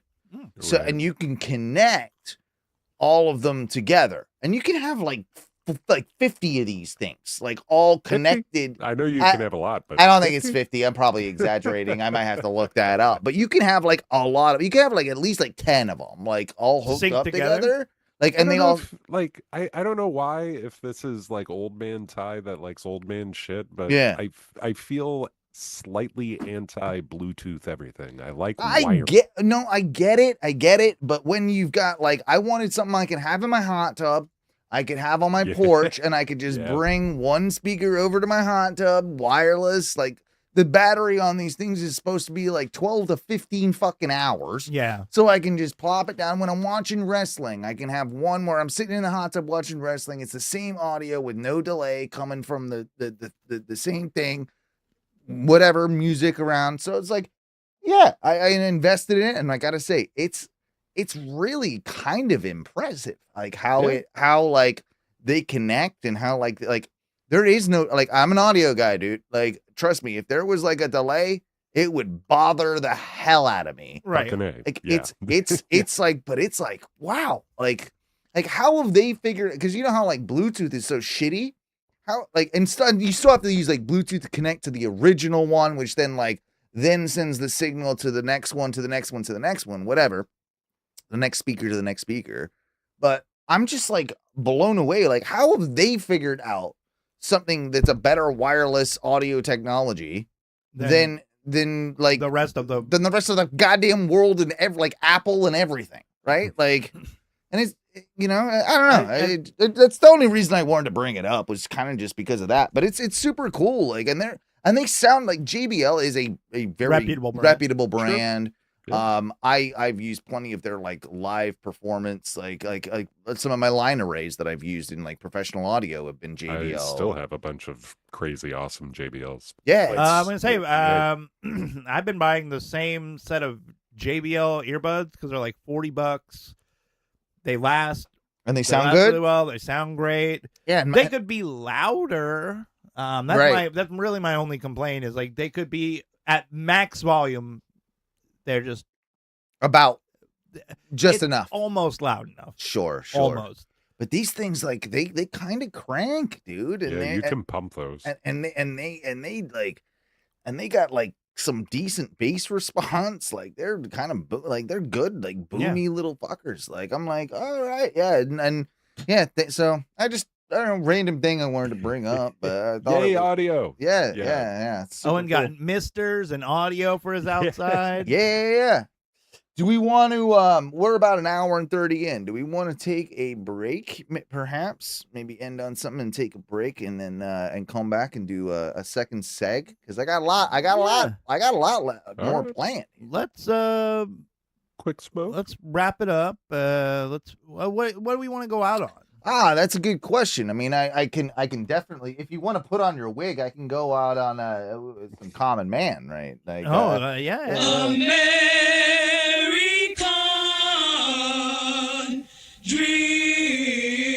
dream. He's just a common man. Oh yeah, Hard with his hands. make me sweat, baby. Working hard for the man. one thing I'll tell you is if you listen next week, I'm going to give you an epic cooler update. Ooh, the epic cooler. I got an epic cooler update.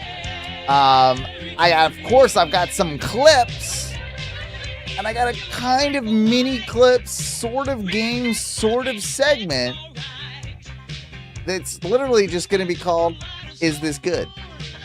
and we're gonna decide if things are good or not, and we're gonna go from there. Oh, So very nice. I think you're gonna enjoy it. I think you're gonna enjoy the next week's show. Oh, and do you think there's room for gripes next week, or do you want to do that?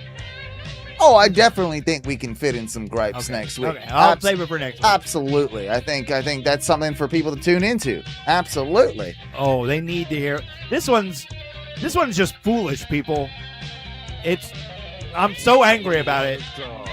We No, it's got nothing to do with dogs. Not a single dog in my gripe. guys, we love ya, and we'll see you next week. What do we say when we get out of here for the first segment, boys? Fuck your dreams. Fuck 'em. Your dreams can get fucked. Which is funny because the American dream's up there, isn't it?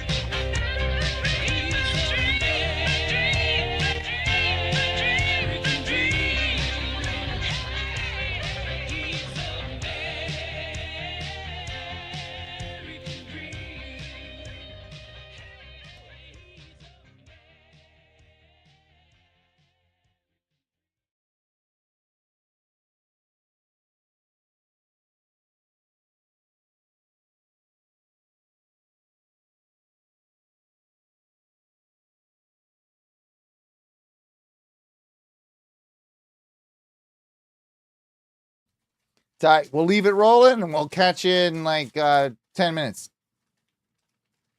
Cool. See ya.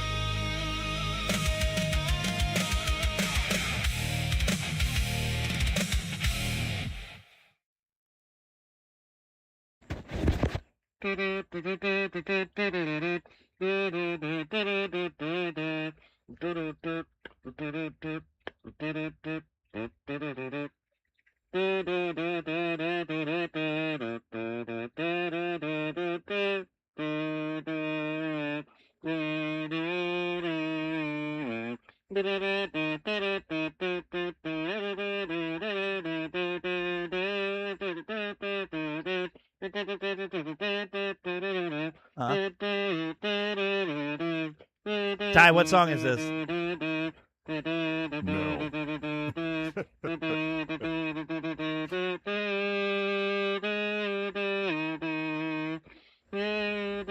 No. See, if he listened to the episode last week, he would know. Taking Back Sunday. Cut from the team. Did they all get it?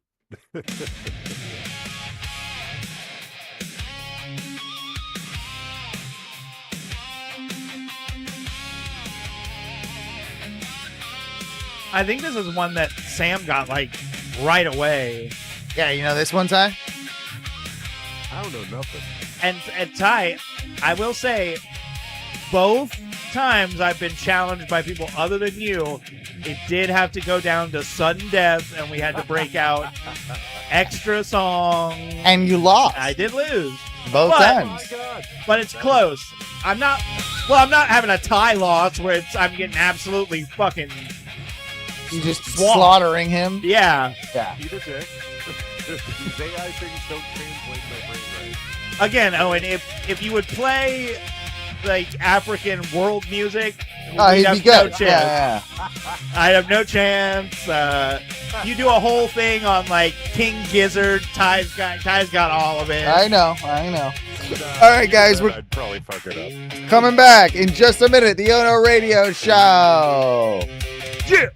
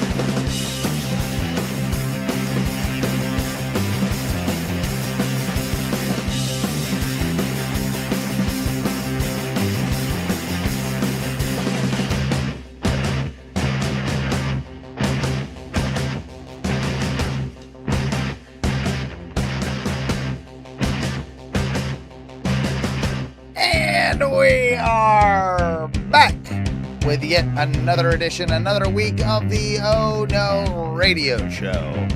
My name is Owen. I am the captain of the shit ship. And along with me tonight, as always, it's my good friend, my compadre, my amigo, the one and only Mike B's here. Legalize it. Whoa. Okay, nice. That was a good one there. buddy. Reggae Mike B back in action. Reggae Mike B back in action, and he shows up when he can, when he wants, because he is, I love you all. he's kind of a waste of space. It's my good friend Ty. I love you, Ty. I joke, but I love you. Yeah. I am here.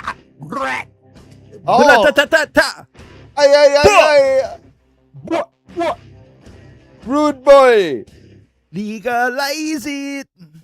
Okay, interesting. I'm talking to start. Texas Yeah. because, Yeah. bro, they got to. They got it. They're doing something down there. Yeah, well, whatever. 99 years 99 years just for a pound of weed. Yeah, that seems Brother, a you little could excessive. I could commit a mass shooting Yeah.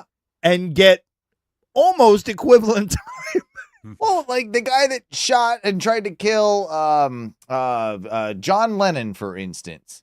Like that dude, I think he's out walking the streets. I think so. Like, Not I positive, but I think that happened a while back. I think like he's like out of jail and shit. Like, Bro, so you could have a pound of weed or be Charles Manson right. equivalent punishment. Totally the same. Same Totally the same. punishment. Totally the same. Totally the same. Bro, but now if I did use my weed, what if I used my weed to get my cult members to, I mean, I don't know how I get them to do anything else other than just like chill and watch movies. Right. But if I could get them to smoke all my weed and like go murder people, do I get more time? I think it's the same, bro. I Same- think same it's just same. time. Yeah, Shit. same amount. You might as well. Like, if you're gonna smoke all that weed, you might as well just start a cult and have them murder people. Murder cult. Yeah. Anyway, Ty, you probably weren't privy to this because we talked about this with Sam and Trav over our last couple weeks episodes. But I got scammed. I got scammed. Big on scammed. a big scam on the old. Not even a complex scam, Ty. It was pretty out there in the front scam. It Hi, was. this is Spectrum. We can lower your bill by 50% if you just make a, I don't know, $80 payment right now. It'll be fine. Yeah, I wish it was that Free simple. internet. I wish it was that simple. I bought dude, it's so hot in Florida, right? So me and Teresa were looking at all these options, and I found something online called the Epic Cooler, and it looked like Sounds super legit, right, Ty? yeah, Yes. yeah. And it looks like one of those like mini split things. I'm like, oh, this is gonna cool us down good. So obviously, I get it. It weighs about like 10 pounds, and that's already a bad sign. Like, this thing should weigh a lot more. 20, 30 pounds. Yeah. And it turns out they just basically sent me a Temu space heater. Not a Okay. cooler, like the complete opposite. Epic heater. Yeah. So It only heats things. Yeah, so I started the whole process of I want a refund, and this is the Epic Cooler update. Did they just send you an email with one big middle finger? I've been Is going it, back and like, Chinese translated into bad English? no, like this is the thing. Like, every email I've got back from them is actually, it seems like it's a legitimate like response. I don't think it's even a bot. Like, I think He got American scammed. He got scammed the right way. So I asked him, like, hey, you guys screwed me over. I think this is a bullshit product. It does not work. How much was it, Owen? $130. Oh, Yeah, God! $130. And we've been going back and forth. First, I asked him, like, I want a full refund. I'll send it back. Like, this We'll is give complete you bullshit. 5 more. So, like, that was their first thing. Oh, we'll send you 2. We're gonna send you 2. I'm like, I don't want 2 more of your thing. Like, kind of like, I asked for a cooler. Yeah. I don't need 2 heaters. I don't need 2 more. Let I don't- me get you which would 2 make it- heaters. which would make me 3. Which would make it 3 heaters. That's, that's too many. Yeah. I don't need one. I don't need 1, let alone the 3. So then it got to okay, we'll give you a 30% refund. I'm like, not good enough. Not good enough. You scammed me, and now you're gonna try and take 70% of my money. You're still pushing it Mhm. because at any point in this process, they could still just go eat 1 dick. Yeah. We're giving you nothing now. Correct. So then I'm like, not good enough. You guys are a scam. Like, I need more than that. Then they come back with, okay, talk to my manager. We're going to give you a 50%. What is happening? Bro. How can they negotiate this? Yeah. Fuck off. Yeah. I'm like, no. Well, yeah, I would say, why are you I want entertaining the negotiation? Then they went to 70. And finally, I got them to 83%. 83. That's And that's like- low as We we can. still got to keep 17%, okay? It was free shipping for a reason. And that was the thing. I'm like, actually, this is the final offer we're gonna be able to do. Like you're not gonna have to send it back. We're gonna give you an 83% refund. And I you said- just keep it. And you just keep the Chinese piece of garbage. So they still are probably making a little bit of a profit, but at least I'm gonna get back 83%. I don't know, man. It's like $110 or once something. you have to go through, like, you probably spent like an hour or two. Oh, it's an email chain. It's just Oh, back yeah, and writing forth, back emails. and forth. So they did have to pay a person to Mhm. email negotiate with you. So they're probably like, okay, man, we at least got to keep the amount of money we paid this dude Mm-hmm. because we already spent that money on the dude. Okay. And I guarantee you they do this because there are people out there who go 30%. Okay. Yep. There are people that at 50% go, Okay, that's better than nothing. fine. Cut my losses. and then but my thing is, like, once you got to 70, I don't think I would stop pushing at that point. I think at 70 I would go, well, we're already at 70. Yeah. Just give me the rest. Give me a full %. And that's where I was trying, but I'm just like, I'm tired of dealing with it. If I get back, like, it means I lose like $30, you know, like, You know okay. what's sad though is it's all planned out. Yeah. Like the entire thing. Yep. They know knew exactly. They knew what they're getting exactly. into. And they count on this exact thing happening. And I was I bet 83 wasn't even the last place Probably they were willing not. to go. probably But not. I think at 83 they start hitting you with, like, this is the last offer that we'll entertain. that's what it And was. if you go, no, it isn't. I want all my money back, or I'm gonna call Amazon. Well, it wasn't Amazon. You keep remind you Oh, of yeah. that. Remind you, this Sorry. was an That would be independent easier. thing. Yeah. Oh yeah. All through like PayPal and all this sort of shit. So like, Ooh. I think I'm pretty happy with the fact I'm getting something back in general. And I would not plug that thing in or use it. Oh, no. It seems like it's gonna burst into flames. It's in a box in my shed. It's not going to that thing is not getting plugged in. This thing is like just gonna go straight in the garbage. I will take the loss on the $25 to $30 that Owen got scammed out of that, and they can take that $25 $30 and I'll eat that. But it was just like, God, it's been such a thing. I'll let you know. I still haven't got the money back in, but this is what they have decided on, and it will take 7 to 10 days to process the blah blah blah. And like, I'm sure I'm not done with it yet. I'll still have to fight it. yeah. I'm pretty sure I will get the money back, but it's just like, I'm done with this. Yeah, I can't, like, I just can't be like dealing with this anymore. You know, like at a certain point.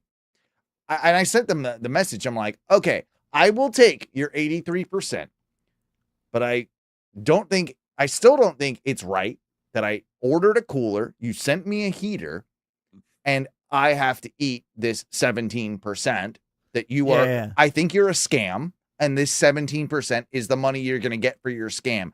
This will be I'm going to light you up online. I'm going to, write and I've been writing reviews and stuff on it. Like I posted on Reddit. I posted because of I've got great karma on Reddit now because of all like my shit blew up with my landscaping pictures and stuff. So like, I actually I can get on pages, which is kind of cool. Like now I can all right, type and I fucked them up a couple of times. And made sure people just understand that this is a complete scam that'll hopefully show up in somebody else's algorithm and they will be done with it. But yeah, so 83, I'll live with it. I'll live with it. Yeah, I mean, that's Bastards. it is better, but I think Ty is 1,000% correct in that they know at the end of the day that they probably bought all those fucking cheap heaters. They didn't even buy them. Dollars. They're buying them per order. Yeah. And basically doing a third party shipping thing and just basically we're just going to send them this shit from Temu from China. And And Ty, when they sent me this heater, that was the thing that was a big tip off. It was if you buy a space heater here in America, a good, decent space heater. You're in Wisconsin. I'm sure you got a couple space heaters hiding around in the house. Right? Yeah. They always come with a thing where if it tips over, it turns off. It's got some safety mechanism that has a little switch on the bottom so or whatever. So it's not just heating the floor and catching your house on fire. This one, none of that, dude. You could literally just that is that Oh, is dude. I remember as a boy during the winter, my grandparents had 2 space heaters at their house because their house didn't have heat. It just had AC. There was one that was a straight up kerosene heater. I used to hear about it all the time of how in the winter in Florida, houses burning down, with those old wood houses that didn't have central heat, people would get those things and they would grandpa burn the place down. In his workshop had a straight up drum of kerosene. Yeah. That when you needed to use the heater, you had to go out there, press the little pump to get the kerosene moving and fill up a little thing and then fill up the heater. Yeah. Well, my thought process is what I'm going to use this for is when the plants, if we get a freeze this next winter, then I'll put it out in the yard and then whatever. Burn your fucking yard down. Well, I'll be able to keep it, it'll be fine. I'll just use it'll be I'll heat my plants with it. It's fine. I'm fine. It'll be okay. So anyway, that's my update. The other update I wanted to tell you guys, I told Mikey a little bit about this. I'm kind of a fancier dude outside of Orlando than when I'm in Orlando. And this guy brings dogs into fucking restaurants. I don't. I got kind of addicted to buying stuff from this Penguin menswear company. Because I need all this nice business clothes. I need to have suits. I used to have a bunch of that, but I don't think it fits tall people well, and it drives me nuts. Well, that's the thing for me. I'm a skinny dude, so when you find something that's is the right fit, that's I totally get that. Yeah, that it I can put that jacket that jacket fits me just it's perfect, and you can't see it, Ty, but there's a couple real nice jackets that I caught some of the chat earlier. But I mean, don't get me wrong. I feel that too. I still have kind of a decent wardrobe from travel gigs where you have to be absolutely jacket. So you understand it. You understand. So I've probably spent about $1,000 on clothes over the last maybe 6 months, little bits you should here. Thrift some, man. Find some sweet jackets thrifting. Yeah, no, I know. Since I'm fat, I started thrifting again because I don't want to buy. Well, I don't want to spend money on regular clothes if I'm gonna lose the weight. I'm not gonna wear thrifted suits to $1 million bank meeting. Okay, $1 billion bank. I'm just not gonna do that. So I have to look good. I do, and I never really had a wardrobe for that. Now I have more nice clothes than I have regular clothes. like, and I'm just like, Yeah. Jesus Christ, when did this happen? And some of my stuff is super, super nice. I am now a platinum member of this thing My to God. to the point that I was like, they sent me this thing. It's just like, congratulations, you reached platinum. Sign up for this, and we'll send you free shit. So you sign up for it, and then every once in a while, like they will literally send you stuff to like try. Oh, Like, nice. and like you take a couple pictures and like, hey, like I like the fit. Like, it's like almost like they're beta testing, if you will, like their new like line of clothes or whatever. Yeah. So Okay. I'm like in there. I'm like, man, I feel that's pretty fancy, right? You ever been in Platinum Penguin? Yeah, like I didn't ask for this or anything. Like they were like, yo, dude, like you apparently like our shit. So like we're gonna yes. yeah. So yeah, like but it is funny. I never wear any of the clothing when I'm when I'm Anywhere at else. home, anywhere else, like at home. Like Teresa has never really probably seen me in any of it. Like, and my wife would love me in like dressed all like to the nines and all this sort of shit. Like, no, she never probably get to see it, you know, because when I'm home, it's the complete opposite. And ones and a t-shirt. I'm in these my crappy like shorts. I'm in my sandals. I'm in my cutoff shirts. I'm in my tank tops. Like like looking like a swamp person. But then I got to like transform from swamp person to like guy that has to go into multi-million-dollar business meetings and like the thing. It's like yeah. So I don't know. It's a good time though. It's Yeah, fun no, to it's fucking good. have a nice little fancy wardrobe. I remember as a younger man, we used to we would call it suiting up. We'd have suit up like nights out where you had if you showed up without like you wouldn't get to hang out. With like a jacket or like yeah, like suit jacket, What, slacks. what do you mean with like the family or with No, friends.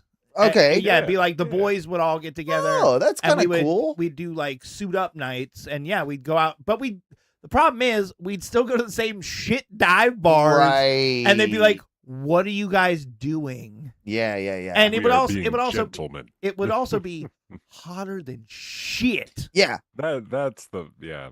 And that's the thing, like maybe when the weather cools down, I can like use some of this, take Teresa out to like, oh, let's go get a cocktail at like some nice place and like, like wear like dress up and stuff. Like I You say can, all like, this. casual down your slacks and still wear like a t-shirt and a jacket or like Yeah.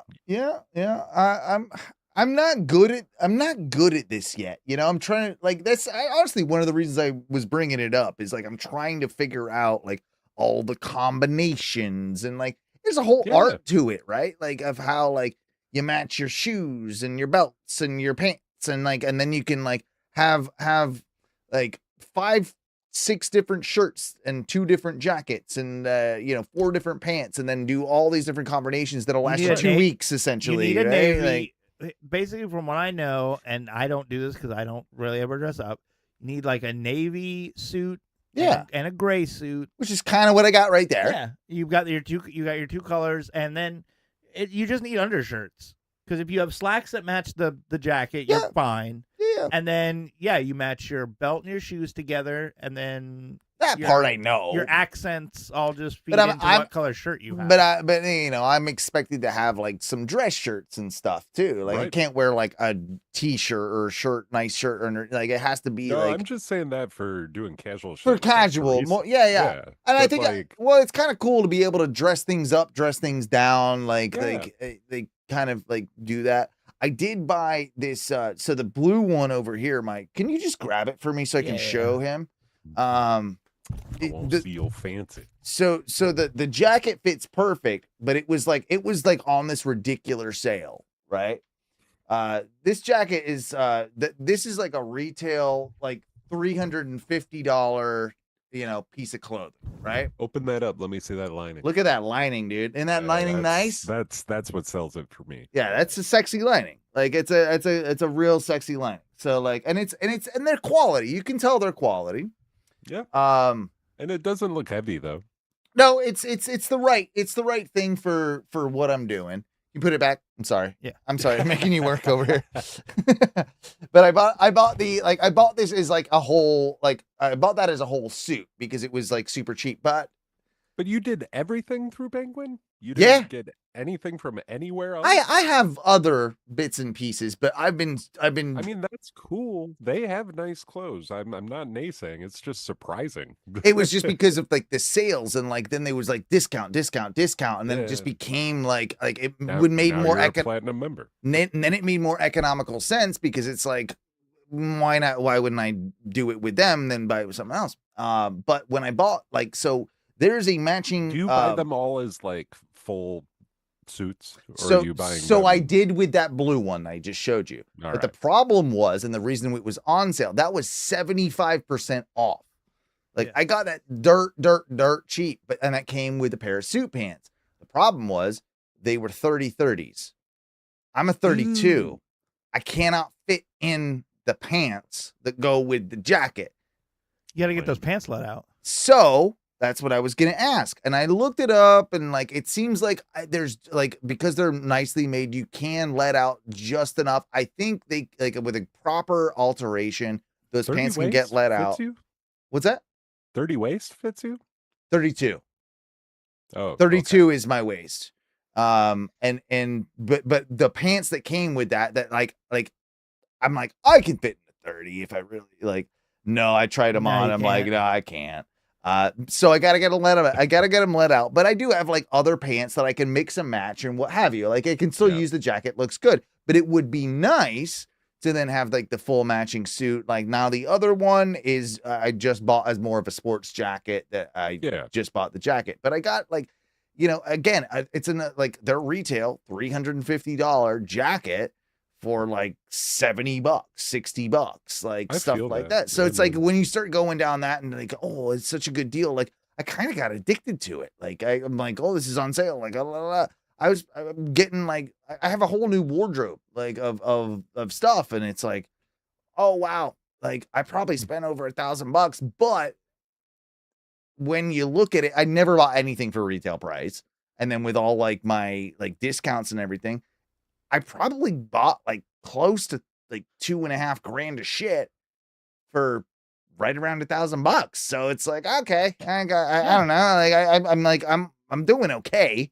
But yeah, like I was gonna bring up that alteration thing. Like that's interesting when you look at it, because it's like if you look at a pair of pants, like you can tell whether it's like well made or not, and like whether they can like extend it. They build them in. They yeah. built it in Yeah. or not. And And there's there's like the little, kind of- it's like little there's- foldovers or like yeah, places where they pulled it and like sewn it together right. so that you have space to like, okay, they assume that with this really nice clothing, you're probably going to go up and down in weight. And Right. because it's so finely tailored that like it's not snug, but it fits. I think at the max, my 30 can become a 31 3/4, which is about, I can get into that. You know what I mean? Yeah.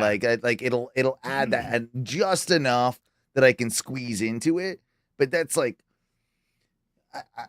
you got to find the right tailor, right? You got to find the right Yeah. guy, like, and that, and all that's like kind of a hassle. So I don't know if anybody in Orlando has a great tailor that they know of. Let me know. I would definitely take you up on that. Bro, I mean, because I need one. I feel like I see, I've seen like several alterationists like up and down Cimarron when I used to drive back Sure. and forth to work. I feel like I saw at least like maybe 2 or 3, whether it was a seamstress or a tailor. Yeah, I've done a little bit of research on it, and I've got a couple suggestions. Like, because I've got other pants that like I can wear like a length 32 is okay, but I feel like it bunches a little too much at you the need it bottom. to, Like you need it I to re- break slightly above your shoe. Yeah, so I need to get those 32s into 30s Oh, and or 31s. Ty, what you got there? Yeah, what do you got there? do you- We're do you showing off our remember jacket. this jacket? Is that is a nice jacket. Was that what you wore at the bowling tournament? No, because you wore. Possibly, maybe. No, I 'cause had you wore- my you were in your dude. Yeah. I But do this- sort of remember. this- That is a nice jacket, man. That's This is a penguin jacket. Is that it I've really? had for ages. Yeah, there it is. yeah, Penguins menwear. By Munsingwear.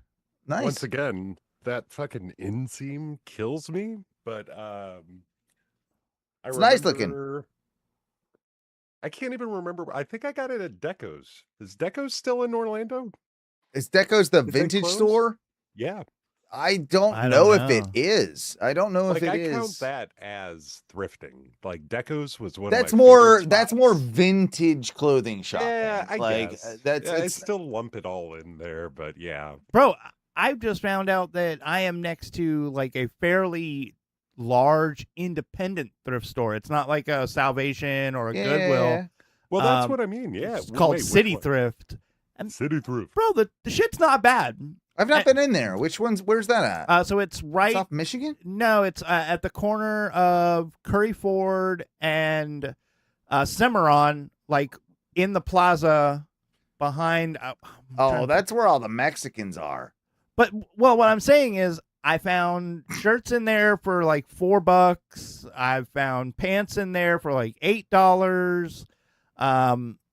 And yeah, I just don't want to spend like well, if your retail weight, like, prices. well, and again, if your weight is fluctuating right now, Yeah. like, and you're trying to lose a little bit, you're not going to try and spend a ton of money on, No. you know, and But shopping. I for like I don't know, in my late teens and early 20s, I almost exclusively bought thrift store clothing Me too. because I was like, this is cool. Like I'm Yeah, getting oh, cool pieces. 100%. I had a ton of, yeah. I I was still a- have some of them. It was odd. I was a Same. corduroy pant man for a long time because, Me like, too. bro, I'd find some sick corduroys at the thrift store and be like, I'm gonna rock these for. I had some tan corduroy shorts Hell that yeah. were just the coolest fucking shorts, and yeah, eventually I outgrew them. Looks good on you, Ty. That's a nice looking jacket. Yeah, I love this jacket. Yeah. I wore it to a lot of big conventions with billionaire people, just Sure. like you. Yeah, and that was my thing. It's like I have a couple, like, I knew with this job I was gonna have to buy some of that stuff. And so I kind of like when I started and I bought a couple like cheapies, right? Like some like knockoff like Amazon, like 30, like maybe $40. They never feel right. They might don't. almost look right. but Yeah. They don't feel well, they're right. all They don't. They cut them weird too, like how they Yeah. hang. Yeah, A all lot of of that. those suit jackets, like the moment you do anything other than like keep your hands at your sides, the whole everything is like bunching It's just up. 100%. You're 100% right. And I just felt like I didn't want to wear my like a shirt from Target around billionaires. You know, like I don't know know. what you mean. Like, Totally. it was just one of those things. Like I gotta like step up my game. So like all of a sudden I'm here, I'm doing it, and yeah, I look. If you see Owen in Florida, look like shit. If you see Owen outside of Florida, probably looking pretty goddamn good. Pretty fly for a white Pretty- guy. Pretty good. Pretty good. I always it sucks because every time we have like I had to go for a couple years, I had like multiple funerals that I ended up having to go to.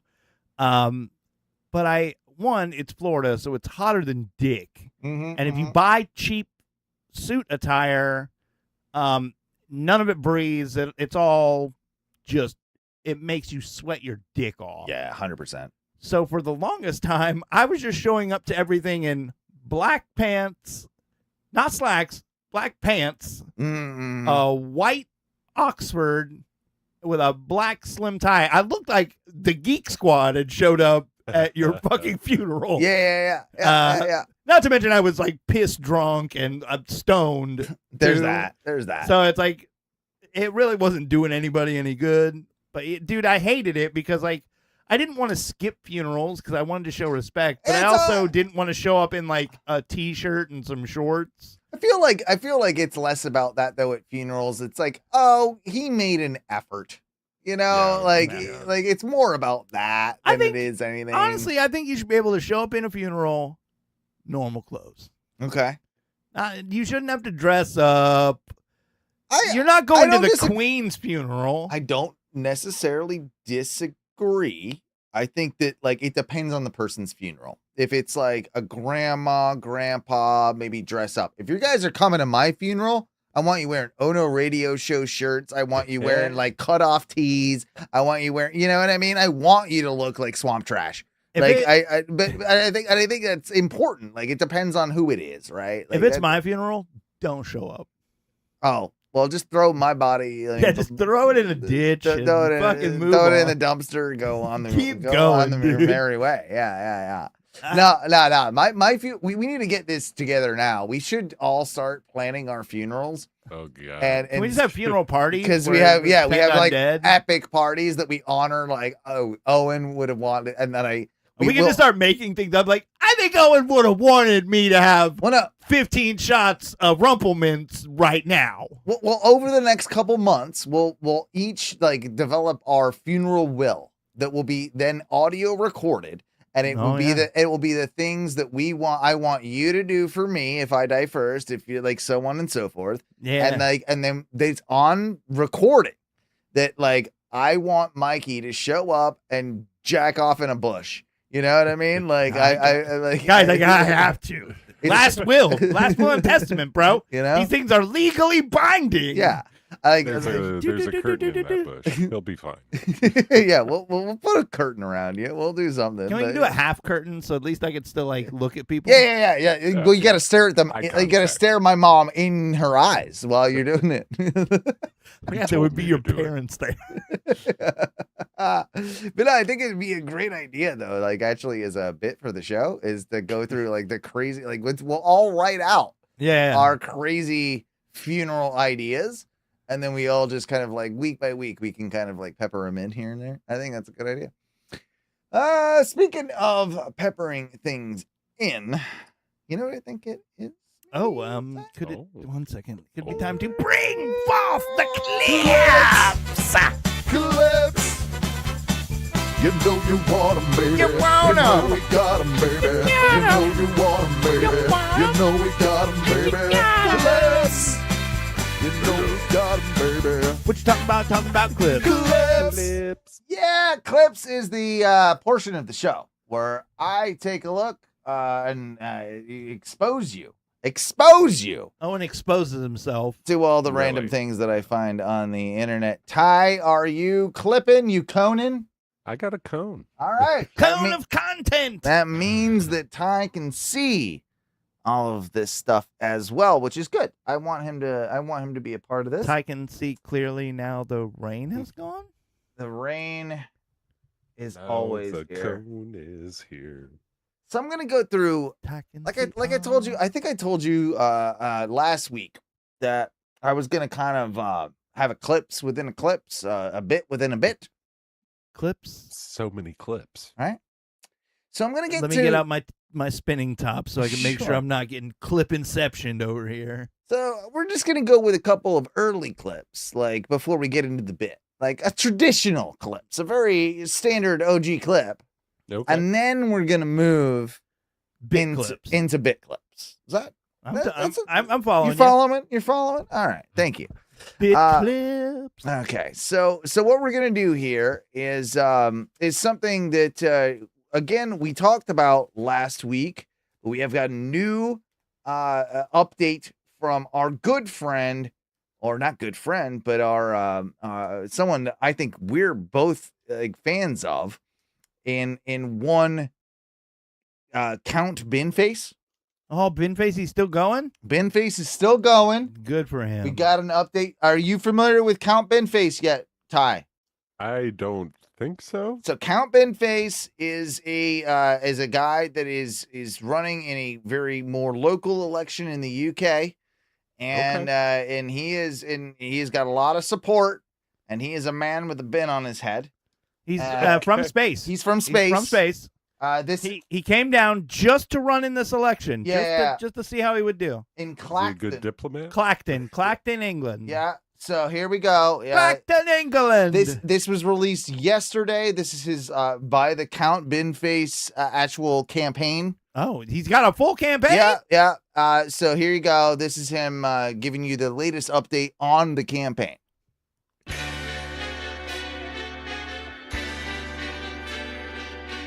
Oh, Claxton by the sea. Yeah, my name's Captain Face, and I've ended the race with Clacton's new MP. There he is. I'll spend more time with you than I promised to do in Washington, D.C. Unconditional gift with a curious wit. It's a mystery. One thing isn't in doubt. If you vote those guys out, we'll make history. And everybody Now- sing.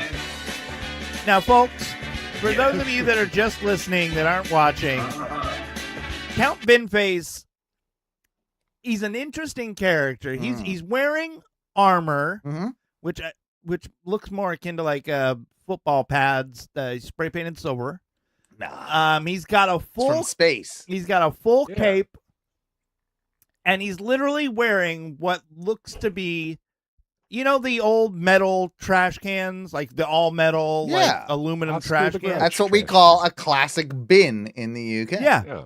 Yeah. He's got one of those. Like a wrestler would hit you with. Yeah, you get real domed with a nice Yeah, and then aluminum crunches trash can. over your Yeah, head. that yeah, guy. yeah. Which has a square mouth hole and an eye visor. Mhm. And he's out here in Clacton by Sea. Yep. I didn't know Clacton was a sea town. Yeah, I didn't really know. I don't know where It looks like Clacton they've got is. a big old pier, which I'm assuming is also dreary and just fucking Do full not- of nerds. Yeah, well, I mean, it's England. It's a lot of it's dreary. And Full of nerds. Alright, we're going to make Clacton clean. He wants to clean up Clacton. World Cup dreams up in smoke. Now the spotlight's here. Jaywick, Wheelie, and Wix, Kirby, Cross, and Sill. This could be your year. This election's a freak, but your chance is unique. Tell them loud and clear. Yeah. You want somebody new who will stand up for you and choose hope, not fear. And everybody sing. Yeah. All right. We're going to make Clacton clean. Tomorrow belongs to you and me. If you're red, green, yellow, blue, there's still something you can do. Clacton is a special place, so cast your vote for me. A Captain Face! Yay! Way to go, Binface.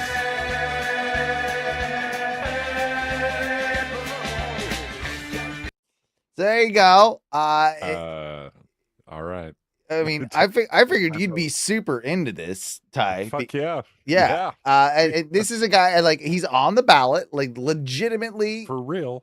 Like Count Binface is on the ballot. It's a It's real not a thing. bit. It's not a well, it is a bit, but it's not a bit. But he's like we showed a lot of clips last week. Yeah. And we basically showed that like he's being satirical and poking fun and making light or not light, but he's also bringing up some good points. He's bringing up some good points, and he's showing like how like the current politicians are kind of bullshit. Well, he was mean, what was From big. the little disclosed in the video, I think I support his policies. Yeah, no, I mean we went over some of his policies last week, and Yeah. Well, and while some of them were jokes, Yeah, admittedly, there were a couple serious points Mhm. in there. One of the big things is he's calling out his opponent, who I guess has been incumbent for Yes. a minute, because he's taking on a lot of he's making a lot of money somehow that isn't tied to his pay as a Nigel Farage. Yeah, and he's making a lot more than an MP should be making. And he's got like a beautiful house, and nobody really knows how any of this is going on. And so Binface is kind of bringing like, hey man, I'm not corrupt. I'm beholden to no one, and I think we could be doing better. It's more of a pointing out of the corruption in politics than it is anything. Like that's what Binface stands for. And apparently this has been going on in UK politics for quite a while. I am not, familiar with UK politics at all. Barely familiar with American. Right. But our good friend Mark Hales is. Yeah. And when we played this clip last week, he got back to us on our Facebook group, facebook.com/group/Ono Radio Show. And he was like, oh yeah, this sort of like kind of, what would you call it? Activism in a sense? Like, yeah, I mean, I think that's the only thing I think that's probably the best term for it. He's like, this has been going on in UK politics, like these joke candidates, if you will, for a very long time. Similar in the States. Remember the dude that wore the boot on his head? Vermin Supreme. Vermin Supreme. Like, so similar to that, but this has been going on, I think, a lot longer in the UK because, let's be honest, we've got a very weird sense of humor, and we've got a culture that sort of like, I don't know, it's more apt for this type of thing than I think American politics is. Like American politics, you do this right now, you're just you don't make it very far. Right. So actually, I feel like the right kind of Count Binface might actually work here. A lot of the youngers, I don't think are very inspired. It could inspire a whole new vote turnout. Well, I think here in the States, if you had done it pre-Trump and been like, listen, dude, we need anybody who's just not a politician because politicians are shitty.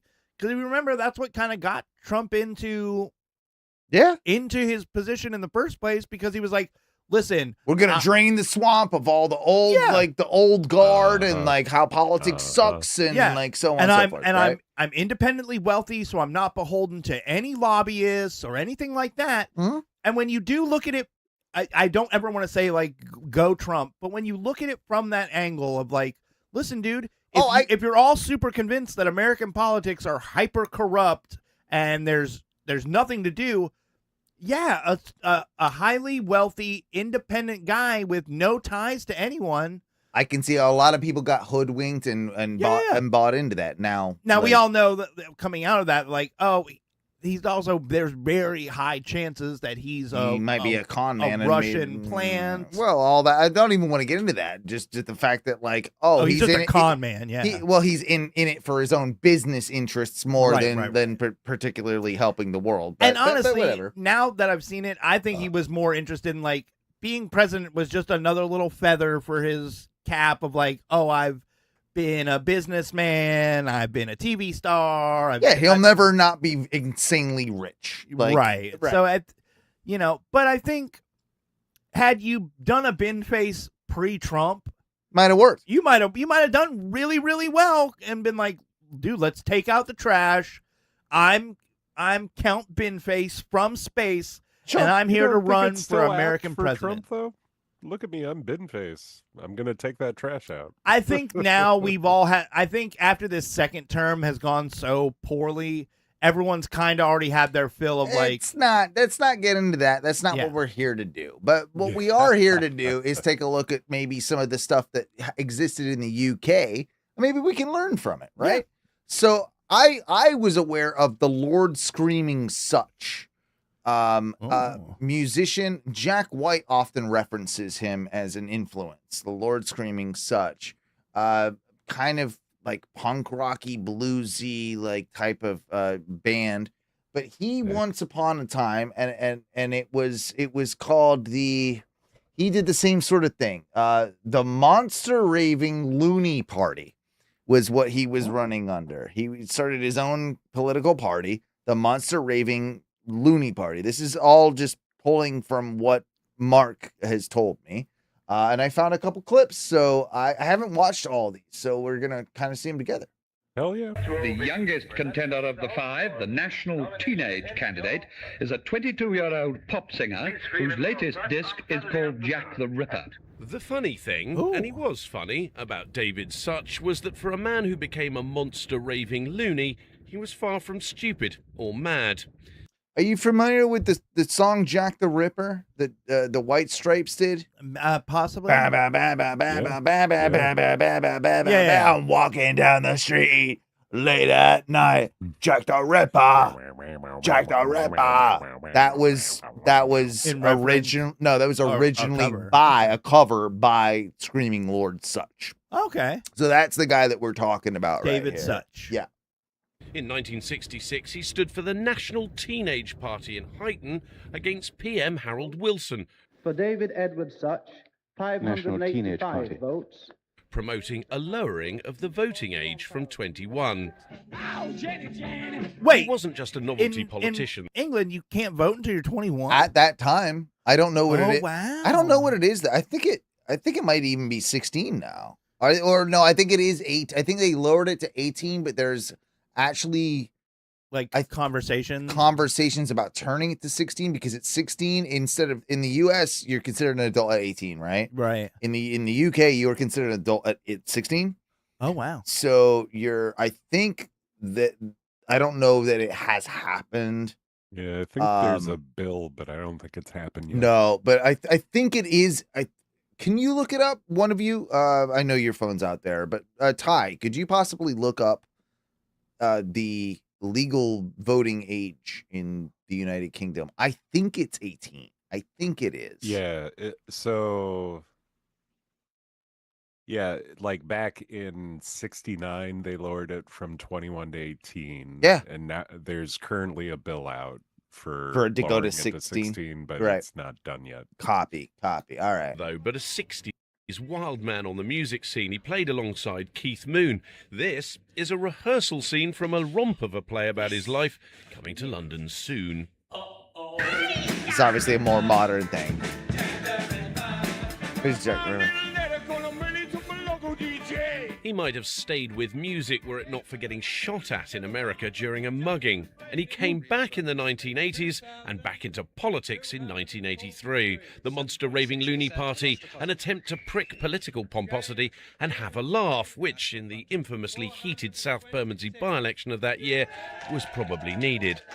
Go, David Edward Such, Official Monster Raving Loony Party. 97. Though over time, not everyone saw the joke. People like you're ruining this country, you.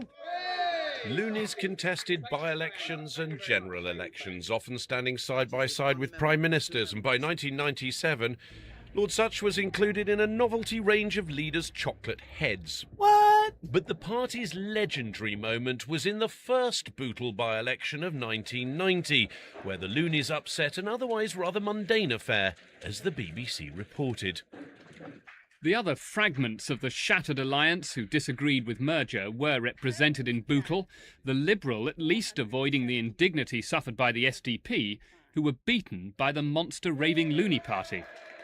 I like Lord that his Such little immediately chest offered an ribbon has electoral only gotten pact to the bigger throughout the SDP. years. And the fact that he actually won some shit. Yeah. David Such's suicide in 1998 did not yeah. mean that Loonydom ended. He was much missed. But what's really funny is that Loonydom's legacy includes absurd policies that actually became law. Passports for pets, 24-hour licensing laws, lowering the voting age, legalisation of commercial radio, and the abolition of the 11+ exam. And that things that were once considered utterly absurd are now law is probably the best tribute to the Loonies and satirises genuine policies that might actually be crazy. But then in British politics, such is life. The first cabinet reshuffle. Come and shuffle along a bit. Here we go. Isn't that crazy though? It's like You know- what he was like, what was considered absolutely the loony stuff is now Law. in a lot of ways. You know, I think honestly, even though we're basically a two-party system here in the States. Mm-hmm. I think it is interesting to see that, every couple years you get like, oh, now there's a Green Party. Now where it's just we're honing down on those things that we're trying to make important. Yeah. But I think we could use a couple of these. We could. Yeah, I agree. Here's a quick little interview, I believe. Go forth and prepare for government. That's exactly what we're going to do. That is the message from the party chairman to all our party members at this conference. Go forth and look for government. We were the first political party to start wearing badges and T-shirts and all sorts of things like that. And they're all copying us now. And they're all using, I can remember Labour some years ago using, what was it they called, the Red Wedge or something, and using music, i.e. through Billy Bragg as a touring roadshow. The Conservatives did it with Kenny Everett. Well, Lord Sutch has always been doing it, ever since he's been in politics, since 1964. All of us would be in the loony party. Oh, if of course. It was here. I mean, come on. That's me right there, hanging out in a wig and a bowler hat, crazy glasses. I think the local Bobby came up with his bicycle clips, had a look round, walked out. Our party does not waste the public purse, and that is the whole meaning of what we do. We're a confusing party. I'm confused myself. If I can just go to Central Computer. No, there's nothing that's coming through. I'm afraid I'm very confused myself. I'm sorry about that. I'm not eccentric. I'm quite normal. That's him. It's all the other people that are eccentric. And there's plenty of them in these straight suits, collars and ties. They're the eccentric ones. I like that leopard print jacket, though, or cheetah print jacket, dude. That's pretty I need to get one of those for my... Yeah, right? Stratford upon Avon. And then later on against Harold Wilson. So I've been trying all these years, and I first put up policies that votes at 18, when you couldn't vote until you were 21. That has become law. I put up to abolish the 11 plus, because it wasn't fair. If you had a headache, you was ill. So that has become law now. They've abolished 11 plus. And I also put up for local and commercial radio stations, because BBC had the monopoly, and now we've got that. Well, we've had a meeting, and we do. It's a super punk rock movement that kind of actually did some cool shit. And this is the currency. It's the loony pound notes. See, there they are, loony pound notes with a picture of Margaret Thatcher on the front of them. So that's it, the Queen of Loonyland, and that is the notes which will be floated all over Europe, because this note is actually waterproof and it will float. If we don't win outright, by the way, then I'd like to see the. That's the current currency. Yeah, the plastic waterproof. Like he literally was ahead of the time, even in that. Green Party win. Then we would form an alliance with the Green Party, and it would be the Monster Raving Loony Green Teeth Party. If I become the Prime Minister of Great Britain, then I'm always going after first. So then I would like to be the President of the United States, you know. Well, I don't. And the first President or Prime Minister on the moon. I think you could go for that. I think we have very specific laws that stop guys like you from. Yeah, I don't think he might needed to.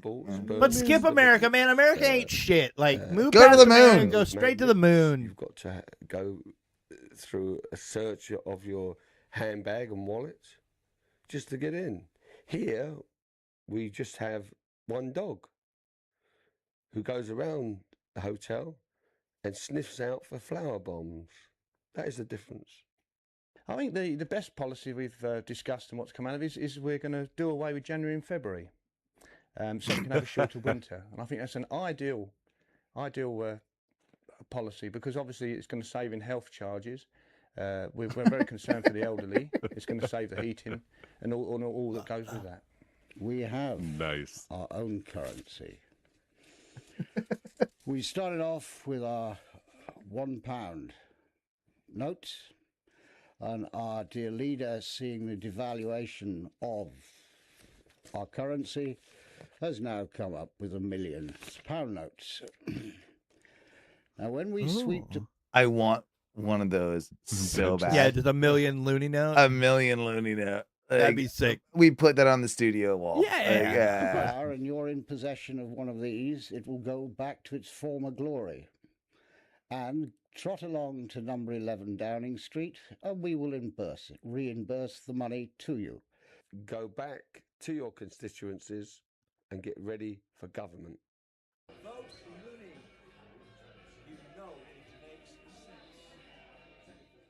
Isn't that cool though? That, like, I like this. I fucking love it. Like there's something about it because it's taking the piss. It's also just like, okay, we got some like crazy. Obviously, we're being satirical, Right. but we're poking fun at the establishment, Which needs it.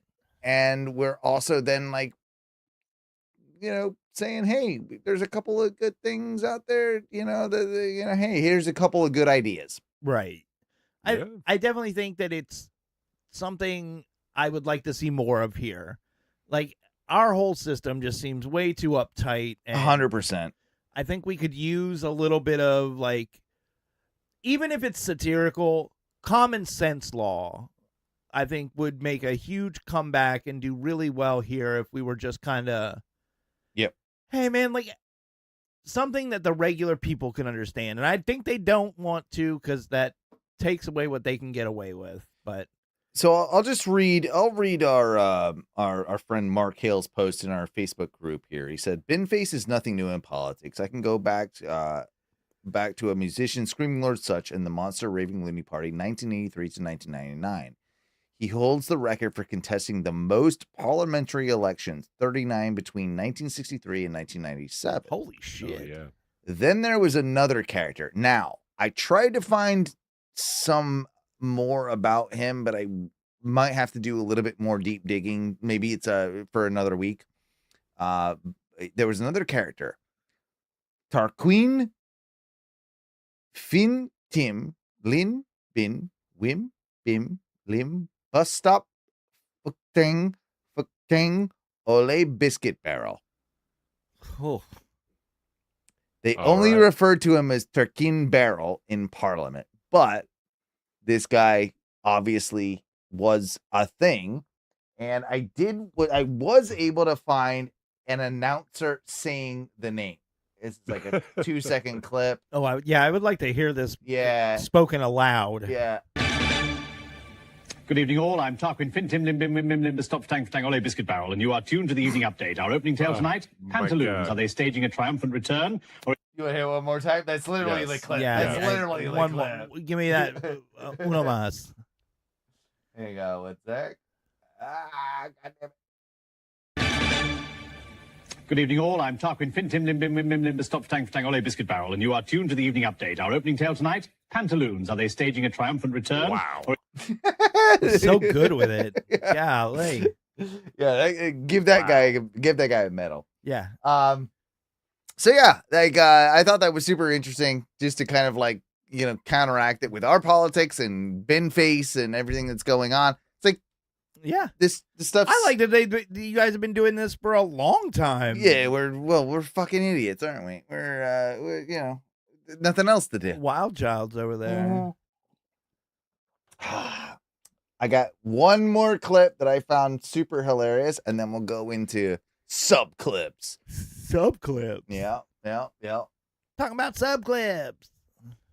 That then inspires me to think there are Dom clips. I prefer hoagie clips, but to each his own. That's fair. So I'd never seen this before. Maybe it's old. I thought this was new. I think this is new. But this Texas is going through like a pretty big heat wave. And they could definitely use some weed. Yeah, right. Their roads, like there's a couple roads that are like popping off, like blistering up. Yeah. And it's like there's like been some clips of like people going too fast and like hitting like unexpected jumps. Oh, yeah. Hey now. Yeah, check this out. I like this. Yeah, check this out. I thought you'd like this, Mike. This is kind of pull for you. Yeah. Oh, hell yeah. Whoa. Holy shit. Back here in North Texas now, the Texas heat has buckled another road in Hunt County. A portion of US 69 and Joe Ramsey Boulevard in Greenville. I'm sick. turned US into a 69? because of Fuck extreme yeah. temperatures. And you can see the effect that had. This Look at is that not road. first for the highway either. We told you how roads were melting on US 69 between Greenville and Celeste earlier this month. We spoke to drivers who say their cars were actually damaged because of that. So we reached out to TxDOT about this. They say they responded immediately and were able to finish repairs early this morning. They confirmed that the pavement's concrete slab buckled because of extreme heat, causing upward lifting of the pavement. Pete, I thought it was just me suffering in this heat. Well, Concrete's Jason, come feeling on. it. Extreme heat, it was like 100 degrees. That's what I don't understand. Oh, that's the first time that's ever happened in Texas. How about faulty workmanship? I think. Thank you, Weatherman, for pointing that out. Number one. Number two, maybe focus on your goddamn roads and maybe not put people in jail for weed. Well, that's what the $10,000 fines are going to help with. Oh, The that's a road- good, road yeah. Because when you're in jail, you can pay the $10,000 fine. Yeah. Remember that? Like, how do you? Oh, they're taking it before. They're like, you're going to jail as soon as you pay that 10G. Yeah. Well, actually, you can stay out of jail until you pay the fine. Maybe if you pay the 10G, we won't put you in jail, but you got to pay it up first. Yeah. Up front. And we don't make no promises. Exactly. Oh, God. So now, that was my last, regular clips. That was my last of my regular clips. You want to go to... We're now descending into sub clips. Okay, yeah, this is gonna be interesting. I got a whole theme song for this. Hang on. Oh. All right, hang on. Let me get it. There's a lot of work that goes into this, guys. Just It's gonna telling be you. a kazoo. Kazoo song. Hang on. Which one? This is where I'm like, which one was it? I think it was this one. Here we go. Just another dog in the restaurant.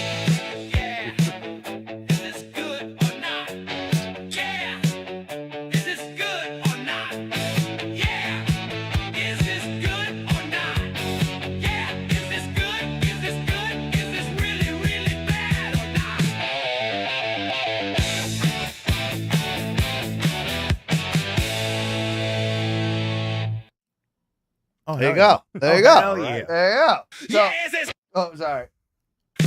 Oh, my bad. There's again.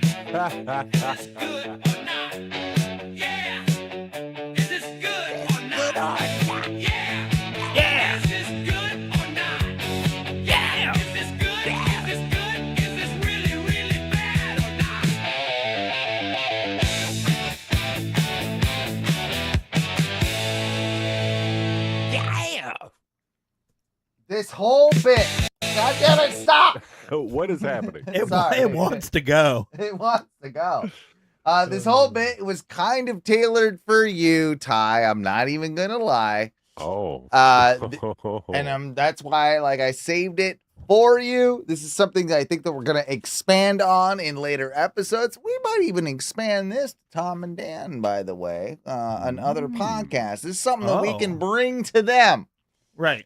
Because here's the deal. I find a lot of really obscure music. Mm-hmm. And Hell yeah. sometimes, and we've kind of done this as a brief bit before on the show before, where I'm like, I think I like it, but I don't know if I like it. It's how we got into the Northern Boys. Yeah. It's how we got into our friend Billy Macchiafava. Right. There have been several Sure. Oh No staples or Oh No people that we've grown to love. Correct. Yeah.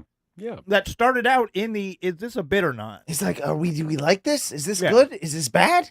So decided to go ahead and use clips tonight to demonstrate and give you a few, is this good? Is this bad? We can all decide. I've listened to a few of them, all the way through. I've not listened to all of them. This is kind of like a thing for all of us to do, right? So, all right. I'm going to start with one that I know that I'm not going to say if I like it or I don't, but I'm one that I have actually listened to start it off with.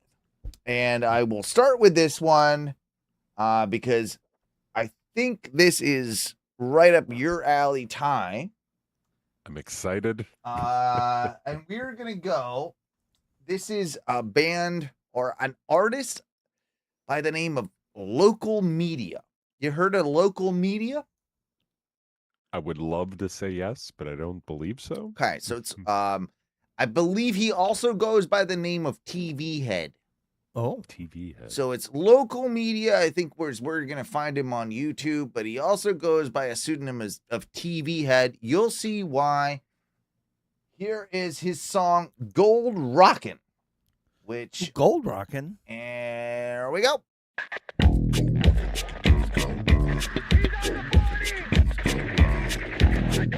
Yes.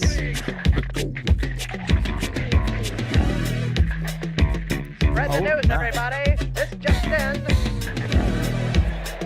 Get your papers here. This just in. You've got to read the headline. Baby, it's big. Local media front page news. Come on, feel the groove. Yeah, coming through, make room.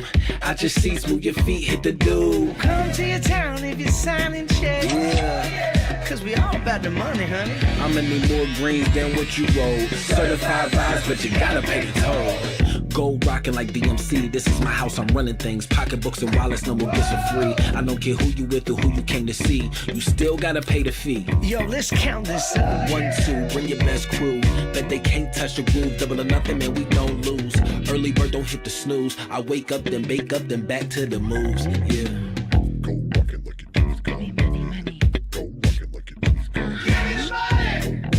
All right, good or not?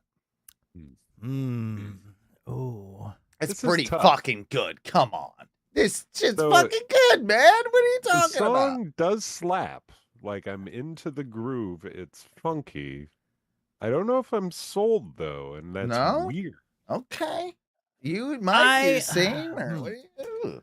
I think I'm right there with Ty in that I like the song. It's funky. It's bass heavy. Yeah. Real. He's not really playing the bass, which upsets me. No. His style is absolutely slick. Yeah.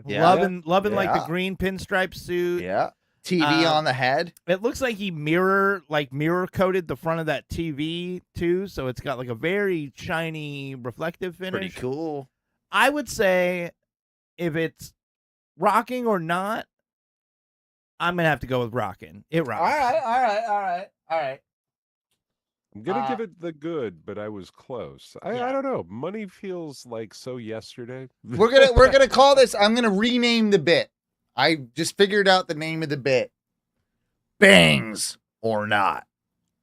Bangs or no bangs. This does bang. This bangs. All right. So we got a bang. We got one bang. I got a bang. You got a bang. I'll give it a bang. There's 3 I'm gonna bang bangs. it. All right. There's 3 Unanimous bang. Unanimous bang. Oh shit! What is Gang this bang, if you doing? will. Something's going on with my computer here. Unanimous bang is also what I'm gonna rename myself when I win the lottery. Pretty good. Here's one more by him, just to give you another taste. Is he a man or a monster? I don't know. Yeah. Better bang, not as good a bang. Actually, turn me down. Still a bang. Musically, it's weaker.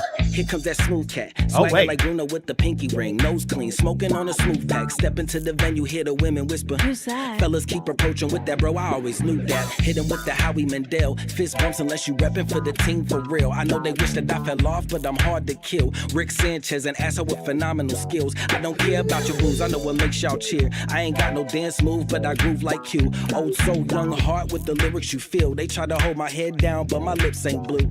They sit and try and do what I do like I don't peep it. Homie, just cool, man, you can keep it. Forever evolving, switching secrets. Can't wait till I drop because the scene without me is like $1 in a dream without Dreamville. Shit. We are not the same. It bangs, bro. I'm gonna say it bangs. I like that he keeps it real funky. Better stay out of my way. Get out the way, get out the way. I'm about to turn the whole world sideways. Black hole, everything's going my way. Every time I take a step, that's shiny day. I don't give a damn. Who's a Ty, bang or no bang? I'm gonna give it the bang, but I don't know why it's begrudgingly. Yeah, you guys are. I thought you would be both of you would be way more into bang. It's good than like, not if bang. this was like I'm somewhere. I hear this outside. I'm like, all right, I'm gonna go check it out. Yeah, good Okay. times. All right. But So we're 3 bangs on both. We're 2 for 2, 3 bangs. I think this guy does bang. But I can also see that unless you started doing something else too, I might be like, okay, like This could turn me off of the bang. This is getting a little one-trick pony. Right. And I'll start to lose interest. It will slowly fade out of bang. Incredibly insightful and pertinent comment, sir. I would agree with you. I would agree with you wholeheartedly. Do you want to go to the next one? Yeah. Do it. You guys know about the Junk Boys? Or, No, sorry, I might know. Junk. This is Junk Guy. Sorry, with Junk Guy featuring Bob Eagle. Fucking Bob Eagle. So they. I wish I knew who Bob Eagle was. This guy sounds great. So they play industrial style music with their body armor junk stuff. That's the best way I could tell you. The setup is already like leading PVC me guar? down the bang path. Okay. But this could also go real south. All right. Well, here we go. We're about to bang or not bang.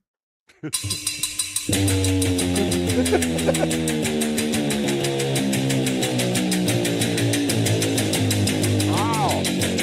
Bob Eagle.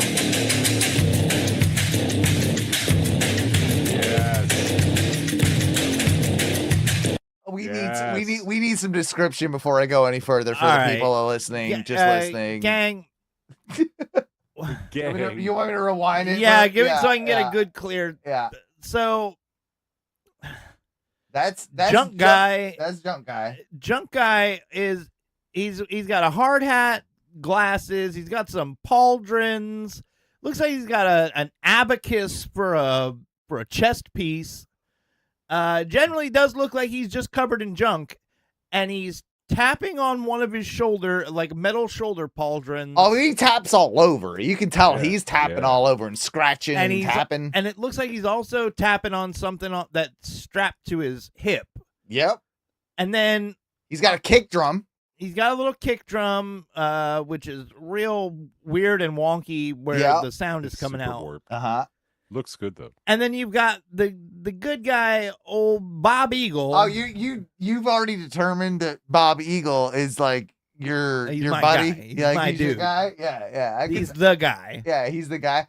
Bob Eagle is playing the craziest bass instrument type thing that I've ever seen. It looks like a rolling mop bucket full of green ooze. Yeah. And he is playing. It looks like maybe a 1 or 2 string. Yeah, I think it's just like a one string. It might have been 2. We'll see it again. Okay. It looks like he's playing a slap 1 string bass on a mop potentially. Yeah, kind of. I can't tell exactly what he's doing, but like, I know I've seen Les Claypool do a similar setup like this. This actually is Les Claypool. Yes. Ty. So this is Bob Eagle is his new side Bob project. Bob Eagle has a speaker, whereas what is his name? Junk Boy, Junk Man, Junk Guy. Junk Guy does not have a speaker. Bob Eagle has to have a speaker because he's playing one of those it's like an electric viola bass thingy, right. But it's coming through. Essentially, it's coming through like an amplifier. Like he wouldn't be able to get that sound. Whereas Junk Guy, it's all just a natural percussion. That's natural percussion.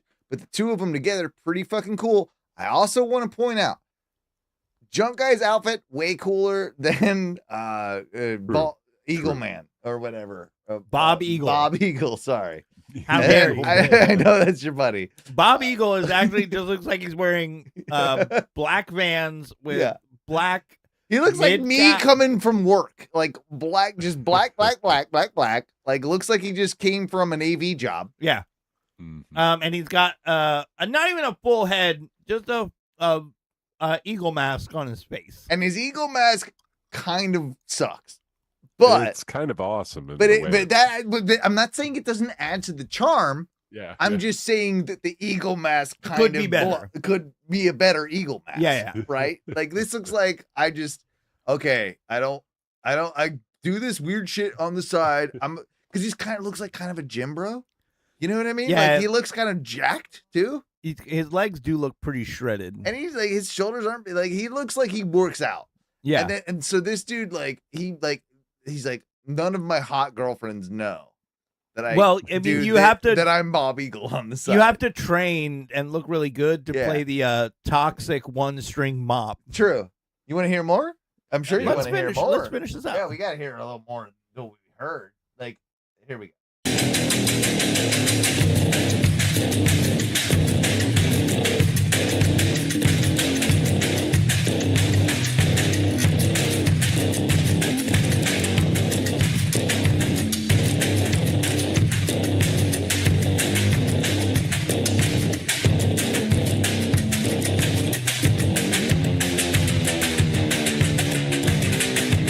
Oh yeah, ride that bass line.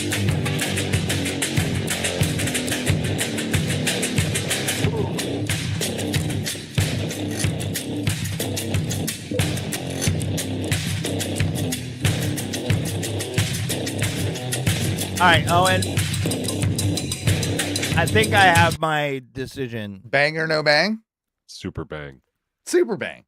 It does bang, but I want to add a little asterisk to my bang assignment in that their outfits are what earn them. Their outfits and their look are what earn them the bang. The music is. Oh, I don't know, man. I feel like I think their outfits are cooler than the music. No way. No way. No, I think I'm with you on this, Ty. Very rarely am I with you just on things. But sir, like I was almost against them until not against them. I was skeptical.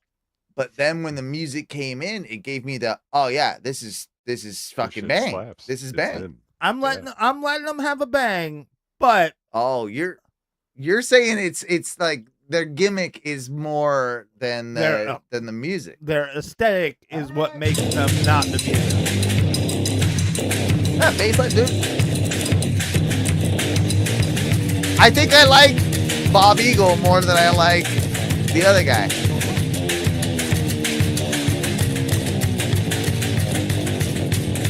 I want to play that thing so bad. I like both of them. I want to do both. Okay. All right. Ty is full bang. Pro junk guy. Ty is full bang. All right. We got time for a couple more of these. Let's go with this one. I meant to play this first, actually. This one is for both of you, I think. Well, all of us in certain realms, but you'll love it. Sorry, you're going to think this is a bang. I'm going to guess you're going to think this is a bang.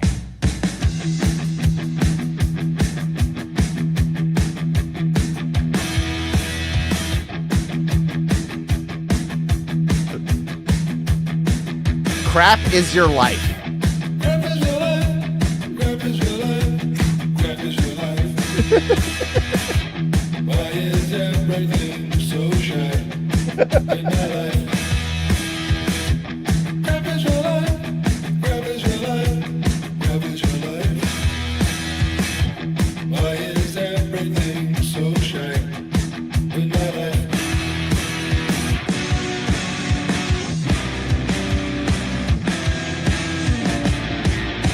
I don't know that either of the instruments they're playing make this music. Say that again. I caught none of that. I said, I don't know if either of the instruments they're playing make the music that they're making.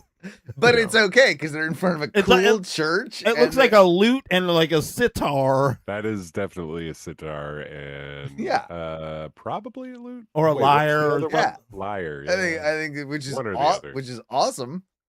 This is called crap of I Crap like of your this. life. This it unequivocally bangs. Yeah, it's bang. I love it. Actually, it took me a moment to warm into it. I wasn't sure at first, but it locks in. Because I know that it could be a bit of a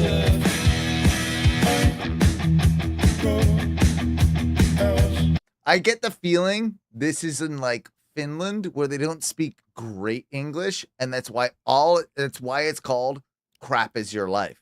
Right, because Which- that's not a good. It's not the way That's we not would what you say said. it. Your life is crap. Is the way Crap we, is your life. crap. We would say it a lot of different ways. We wouldn't say crap is your life. That sounds like crap is your life. You know, like you can hear like a guy from Scandinavia, Finland, fucking one of those countries. And doesn't it look like it? Like it looks like It looks like it's not a.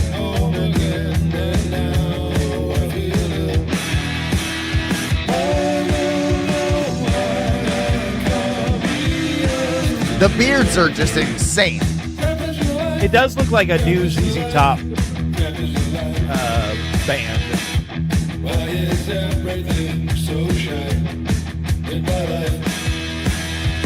There you go. I thought that one. Okay, so we're union again. Like three. What is that? Three? You picked nothing but bangs. so Those are far. 4 bangs off the bangs. Like I wanted to get the bit started. Yeah. Like real good. You know, so I get like Front load the bang. front load some hype bangs so that I people get- will want to get excited for the next time we do it, the bit, right? Or we could have some not so bang. Well, Are we gonna get to anything not banging? all right. Here's where we start making decisions, guys. Oh, I have to start questioning how I'm living my life so far. Okay. I probably should have done that 20 years ago, but This is the Disgusting Sisters with Weirdo Magnet, which is the name for Ty's penis. Are they hot? Oh god.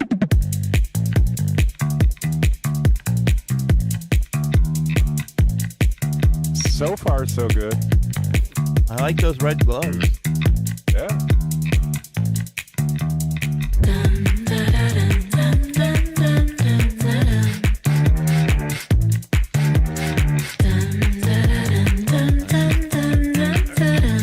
From her chin, she looks like she's gonna be a.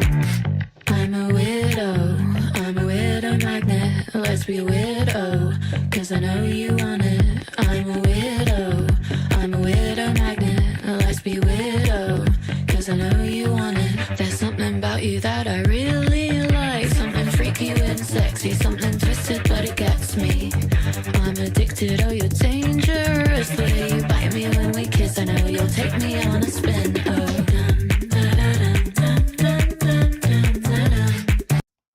So here's the deal. When I pulled that song, I only listened kind of flip through. Mm-hmm. I didn't get it at first. I didn't get, and I thought this was gonna be like, oh, this is not good, and it's a try hard type thing. It's fucking awesome, and it's a fucking banger. I did not mean for this to be a banger. Is the point?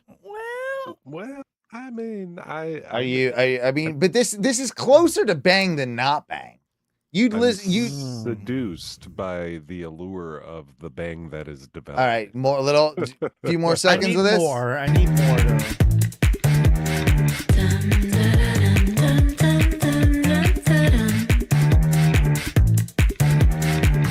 I'm a weirdo magnet. Let's be weirdo, cause I know you want it. I'm a weirdo magnet. Let's be weirdo, cause I know you want it. There's something about you that I really want. Something you unleash within It's a banger. me. Don't be simple, make This it might have to deadly. be my first Oh. first side where I go. Oh, he's calling no banger. Not banging. Not banging. Oh. Ty. You going not banging, banging. Once again, I wasn't sure right away, but yeah, I would listen. It's not bad. Yeah, come on. It's okay. Why? I mean, it's. Why does Mike not like it? Yeah, that is a good question. Is it the melody? Because that's what's putting me off. The music isn't really selling me about it. There's something about that like the thing, like that is the most off-putting part, but the rest of like the mix and bits and pieces kind of like pull me in enough that I can be like, oh, I'm gonna like, okay, maybe we need to define what the banger entails. I think part of it is that you're going to move, like, I think this is the rule. You're going to move to it at a party. I think that's where it would lose me, and it would not bang for me. You would not bang. You would not move to that at a party. Not so much. Okay. No. Well, then, Todd, you would move at a party, right? I also, to clarify, you didn't let Ty speak. He didn't answer. I said guilty. Very guilty. So same as me. Same as me. It's also like the breathy voice. I'm not a huge fan of. Don't really like it. All right. So yeah, between the lyric or like the vocals and the music not really selling me, this is gonna be my first non-bang. Although homegirl on the screen right now would bang.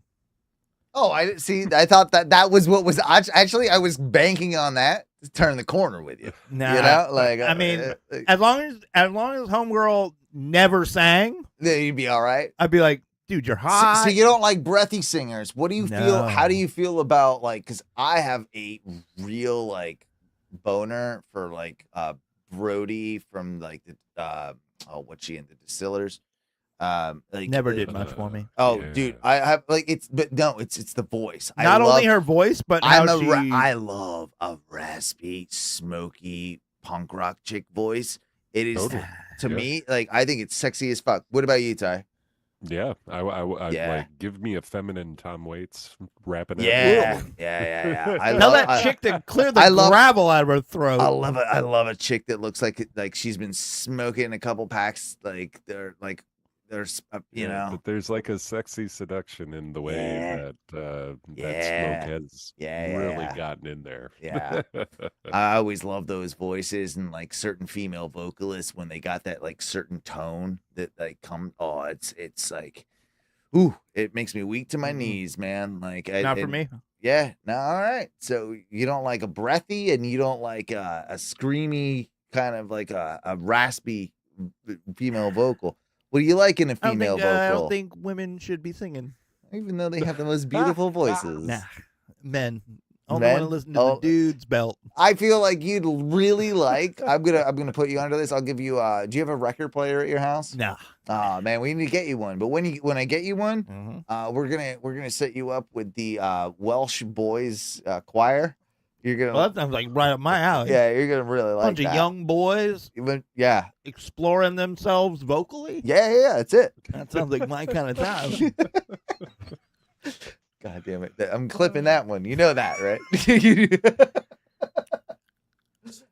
Moving on. Mike B, the Jeff Epstein of podcasts. No, stop. This band is called Adult DVD. The song is called Cowboy on the Aisle.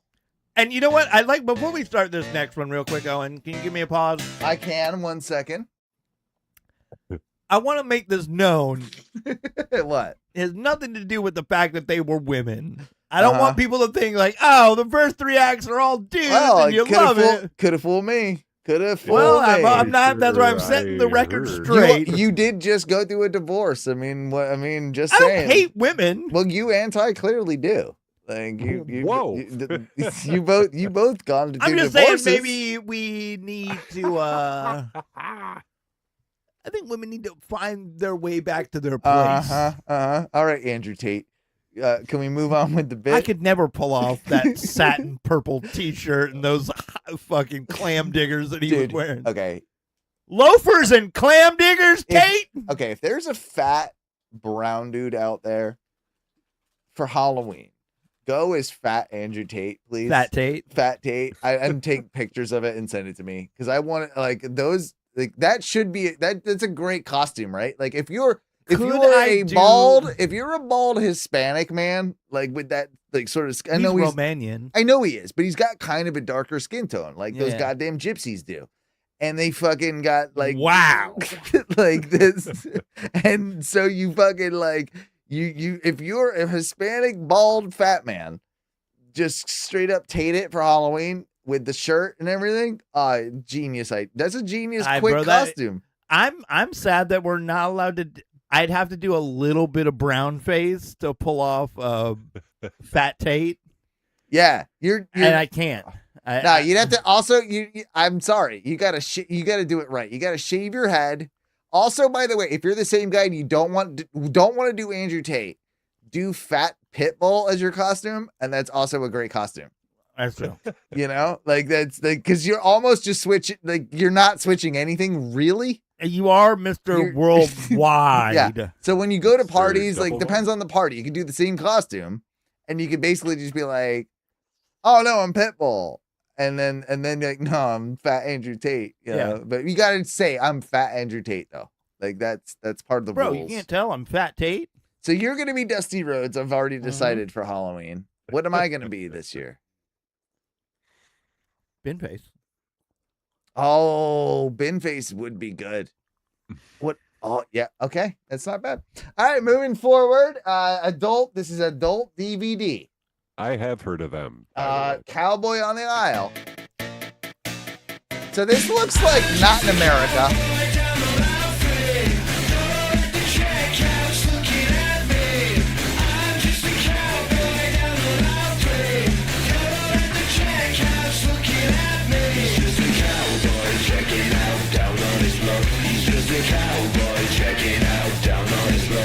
Yeah, it's definitely Australian.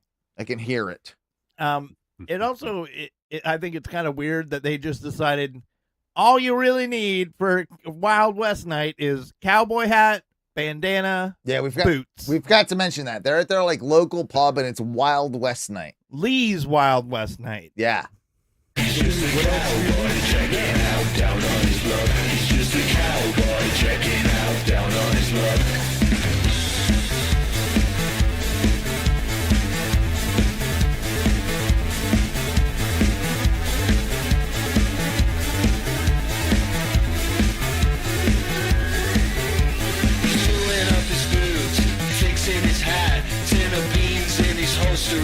Fuck, it's good. It's another good one. I like this. It's a fucking good one. It's another goddamn good one. Fuck, this bangs. This almost sounds like it's got like a weird Rob Zombie feel to it a little bit. It's like Fiddler with Zombie and like Viagra Boys all mixed into one pot. Just left him and she set out the door. I'm a social butterfly, but you're enough with mates, and we'll never be compatible, so how does that taste?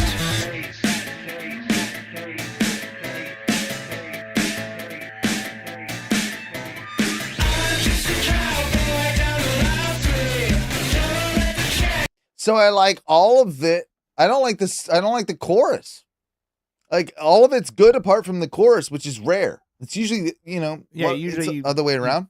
You don't fuck with the verses. Yeah, no, I don't think I like the chorus, but the verses and shit, they're good. So far, I'm fully into this one. You're in? Yeah, this is a bang.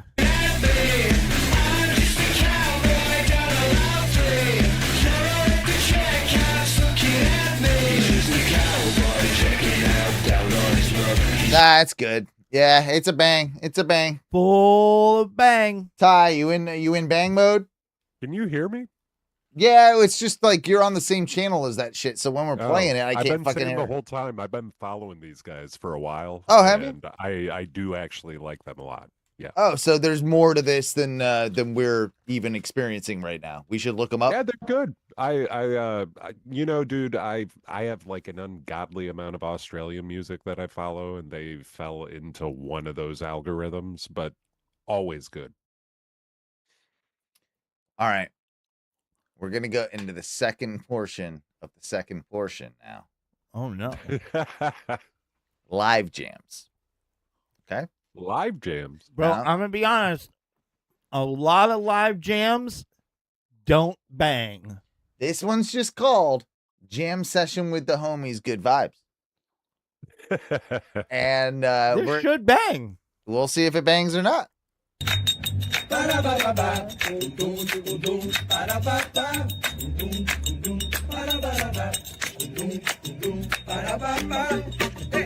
Nunca tenha medo do seu inimigo. Quando não é você, que começa a brigar. E também nunca ande de cabeça baixa, bem danado. Porque nem tudo que cai do céu é sagrado. Pois nem tudo que cai do céu é sagrado. E balé deixa a praia descoberta. Uma onda vai, outra, e na onda vem. Não fique triste, seu amor pode vir também. Não fique triste, seu amor pode vir também. Aí então você vai dizer. Looks like they got fat Latino Dom in the back over there. This is good. This is great. They're probably all part of a band. Right. And they're probably all just like having a drink and doing a little song. But that's like that weird, like where that like, well, Ty, you know more than I do, but like that the African South influence into like the South American influence, like the blendedness of those two things. Like there's that's happened a lot. And that's what's happening right here. It's super cool. Like I think this is kind of a banger. I'm into it. If I was there, I'd be totally jamming. That's the rule. I'd be jamming. A bang. You bang. I'll give it to it as a bang. It does remind me a lot of like the lunch table jam sessions that you get to in like elementary school, where kids would start like tapping on the tables and like smacking a pencil a little bit. And then you'd get like one kid freestyling a little bit. I wasn't in one of those schools. I mean, it was a gifted school, so everybody kind of talented. Right. I was in Osceola County in elementary school. Oh, they would stop you and be like, hey, whoa. You guys are about to let a rap music video break out here. We don't do that.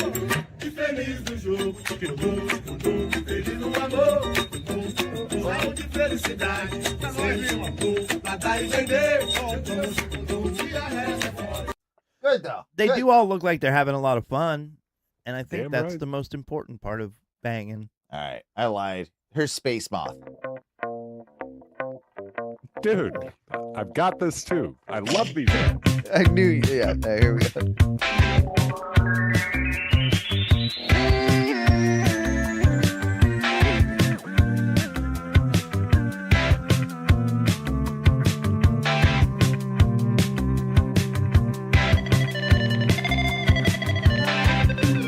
Already banging.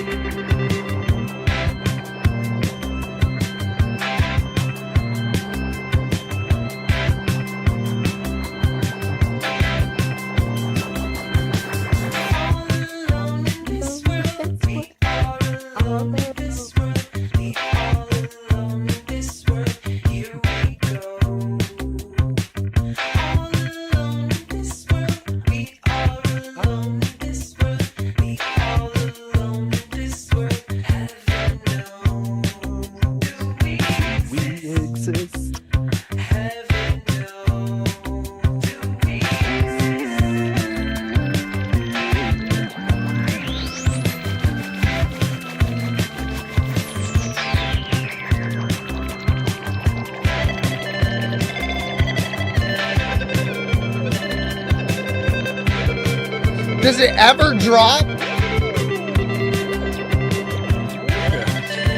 need some break. No, I'm annoyed. Like I'm sitting here waiting. I'm like, it's gonna drop. It's gonna drop. It gonna takes drop. Forever. That's a long intro, but it's half the fucking song. Has already been half the song, and it's just basally been like jacking me off, but like teasing me. Put it in your mouth. Do it. just suck it already. God damn it.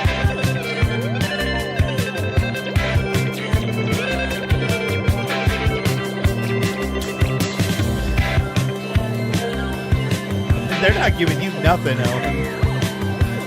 Nothing.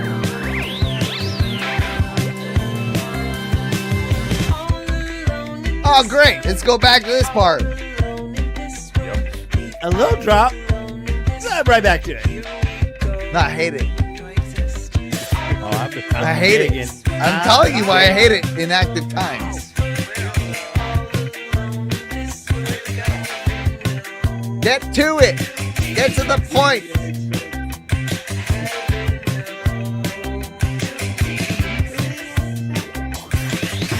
This girl can sing.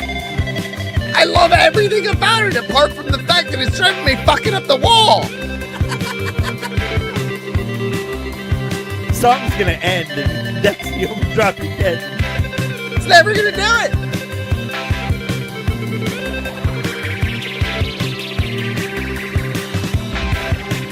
Oh, I hate this band. No, fucking, it's driving me up the wall. It's driving me up the wall. I can't tell if she's like No, I'm going. This does not bang. Does not bang. A Jippo or all of them wrapped in one. Who knows? Oh, you're mutt. Never know. I don't think we're supposed to call people mutts, but she is. Whatever. That album fell into my possession like 3 or so months ago, but I've played it a bunch. I don't like it. I don't like the fact that they never go anywhere with it. Like they're just fucking going like it's the great. All right, My Bloody Valentine. I heard Loveless. Eat shit. Like it's fine. It's like there's a mood for that. You just don't do crazy sounds and just go for like fucking 10 hours and then go like I can do that. I can do that. Make a fucking song. Have a resolution. I hate when oh god, no chord progression. God, it's fucking just jamming. Dude, don't get me started on Fish and Trey. What's his fucking face? Don't get me started on those guys. Oh, I'm just gonna do for a while. Fuck you. Fuck you. Write a goddamn song, motherfucker. Yeah, but didn't Jerry Garcia play some crazy like water pot instrument? Stupid idiot. Don't like him. Stupid idiot. He's a master. He's not. He's not though. Remember how we were talking about comedians being shit? Like Robin Williams? Oh, by the way. Whoa. That was clips. Hang on. Oh, it didn't even hit it. Like we've been going to clips. No, not gonna do it. It's not firing for some reason. Clips. So, I guess clips can't end. Clips will never end. I will take it off. Yeah, just like this song.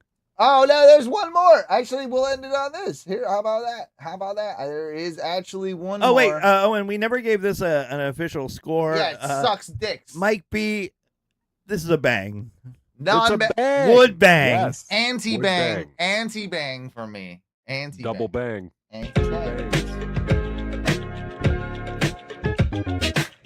Yeah, so these is just two homies like playing in a Chinese restaurant. I thought it was really cool. Yeah, it looks like one of them's got like an organ, the other one's got like a little synth machine. Yeah, he's got like an NPC type thing. Yeah. I like this though. Yeah, this is dope. And if I was in a Chinese restaurant waiting on my food, hell yeah. I'd be tipping these guys. We probably need to rip this music and just make it one of our theme songs or like outros or something, intros, because this is good.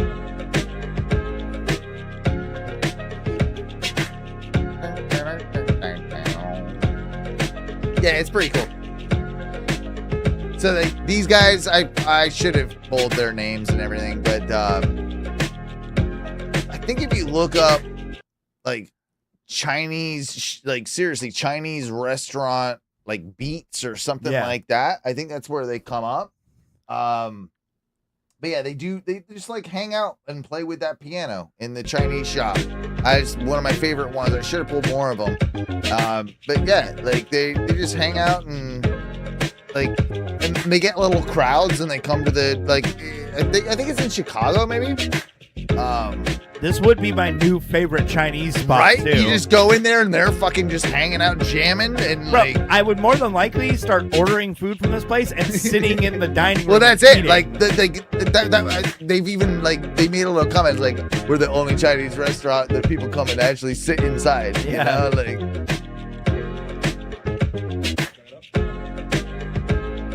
Yeah, sorry. I thought it was really cool. That I guess is the official end to clips. You know you want 'em, baby. You know Look at that, I got it to work. You know you want 'em, baby. You know we got 'em, Talk baby. about clips. You know we got 'em, baby. Clips. All right, yeah, I think we're back in action. Maybe, we'll see. Oh, are you frozen? Move. Oh no, you're just like dead. Yeah, I'm just hanging out. Yeah. So chilling. Remember how I got the horn? The bullhorn. Oh, I thought you were talking about your boner. No. I got I this. thought it was like a new English way to say I'm horny. So- you remember when I got the bone? I'm really disappointed I haven't got to use it tonight because the whole idea of me buying this was so when Mikey B fell asleep, I would just literally just, siren him and yell at him. Let me see here if I can.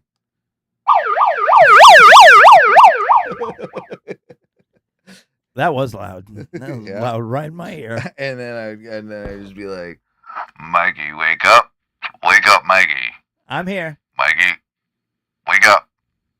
You wake up? Do you wake? Wake up. It is weird, like bullhorns throughout time. They'll wake you up. They'll wake you up. They'll wake you up good. Ty, are you saying stuff? Oh shit! I have his volume down. I'm sorry. Damn it. Damn it. Yeah, well, it's because I had Sam and Trevin. I had to do the fourth mic, so we never repatched in another way. So you're tied to all this other stuff. I'll repatch you again. Don't worry. Patch him up. Don't worry. What are you? So What are you? No, he was obviously rasping on about something. What were you saying? I don't remember anymore. I've been talking this whole time. Well, do you like? Yeah. No, I was do you saying like my it was new a good cop voice too. Like, Yeah. fucking sounds good. Yeah, it's my siren to wake him up whenever I was gonna do it. Like every time he starts eating on the show, I was gonna do it. You'd have to be doing it the whole show. Yeah, exactly. We'd never get. So I gave up on that idea. kid. But if he goes to sleep, that's definitely like I'm just warning the people. Like Yeah. you don't seem like you're gonna be there this episode. Nah. But if you do fall asleep, that is why I got that. Is literally it's the Mikey sleep alarm. Sleep alarm. He wanted to use it so bad. Oh, Bro, and you know what? Spoiled it. You should be at least a little bit on your guard because like at work today at about 8:00 and I started yawning and I was like, oh shit, I'm gonna have to go do like 3 to 3.5 hours worth of show and I'm already yawning. Like, ugh, this could go south. Well, a lot of things can go south, Mike. And I know that you had something you wanted to bring up tonight. And and I think that dog in a restaurant. it's usually when things go south. Do you want your theme song? Yeah, of for course it? I want my theme song. I Okay. made that thing so I could have it. Yeah, it's right here. Just another dog in a restaurant. Just another dog in a restaurant.